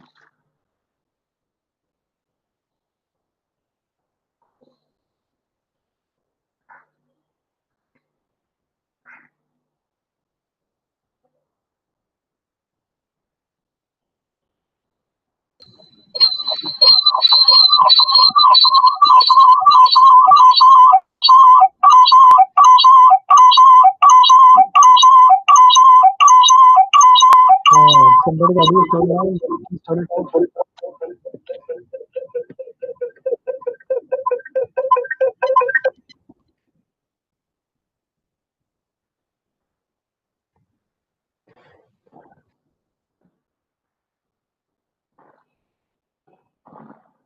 Okay. So I believe majority people have done with the region work at least, and they are stuck at the grouping. Okay. So please, this is the grouping part once again, friends. Okay. Let me ungroup it. So there's no grouping. Now see, this is the original situation. Please don't worry of the fact that you're not getting a dot. That's okay. If you're not getting a dot, you can still hover over the state and click over it. Okay. So now see how grouping has to be done. I'm just grouping two states. I'm grouping New York and New Jersey. Where is New Jersey? Out over here? Yeah. I'm grouping New York and New Jersey. See, New York and New Jersey. So you select the states and hover over any one of the states and do right click. And then you get a group option. You click on group. See, it's got formed here. It says New Jersey and New York is one group. Others is all other group. Others, everything else is others.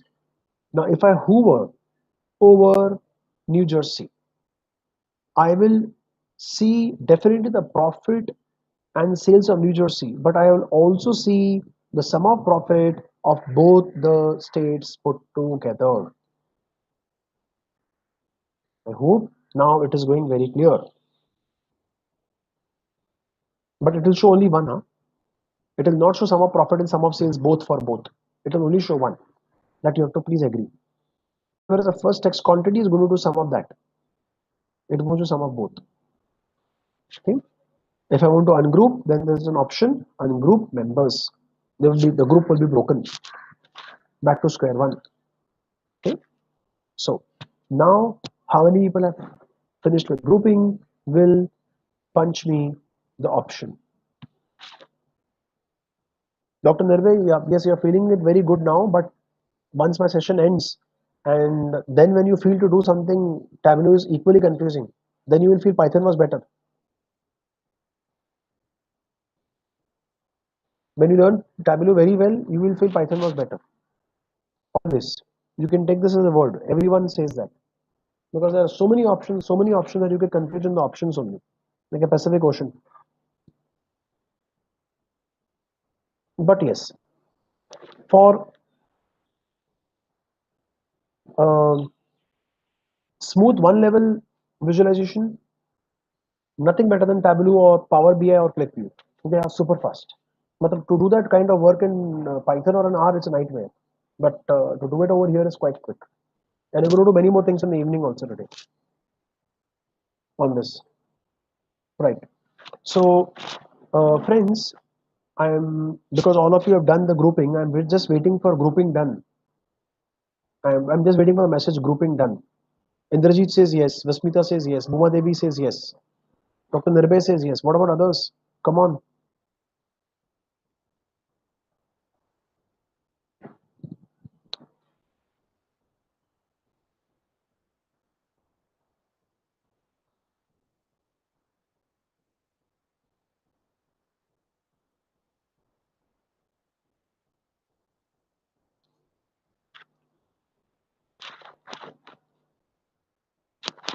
Okay.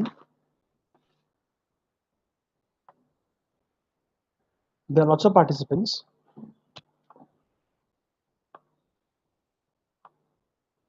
Okay. Right. So I hope so. All of you have done quite a great work, and in the evening we are going to go to much greater. But let me tell you one thing: I'm touching only 10% of Tableau. In 4 hours, I'm touching 10% of Tableau, which is useful for any data science enthusiast to visualize his data. I have set my objective very clear. If you look at from data science perspective, you're learning about 60-70% of Tableau, or what you should be doing for visualization perspective. But if you look at it from knowing only Tableau, yes, no, then you're learning about 10 to 15% of it in this 4 hours of span. 2 hours now and 2 hours in the evening, and I'll be taking about half an hour, 45 minutes on 10th evening also. Okay? Right. I'll be sharing this now as well as tomorrow. Today is my second last day. Tomorrow is my last day of connection with you. Uh, so I didn't do this in FDP1 and FDP2 because I knew I'm going to meet you in FDP3. But yes, I should have done that because I thought that all people are going to come FDP2 and 3, but that my calculation was wrong. I'm just sharing my details. Please connect with me on LinkedIn. Some of you are on LinkedIn, some of you are not. But people who are on LinkedIn can connect me on LinkedIn, and people who are not on LinkedIn can save my number on their, so the chat shows you my number 98925. You can save my number on your cell phone, so that in case if your college has some AICT sponsored workshops or some content development work, or you can look at what kind of training or consultancy work you could connect with me, and let me know. And if I find it feasible, we will definitely work together. Right? Yep. So thank you from my side. I give over on to Rathore sir's side to uh,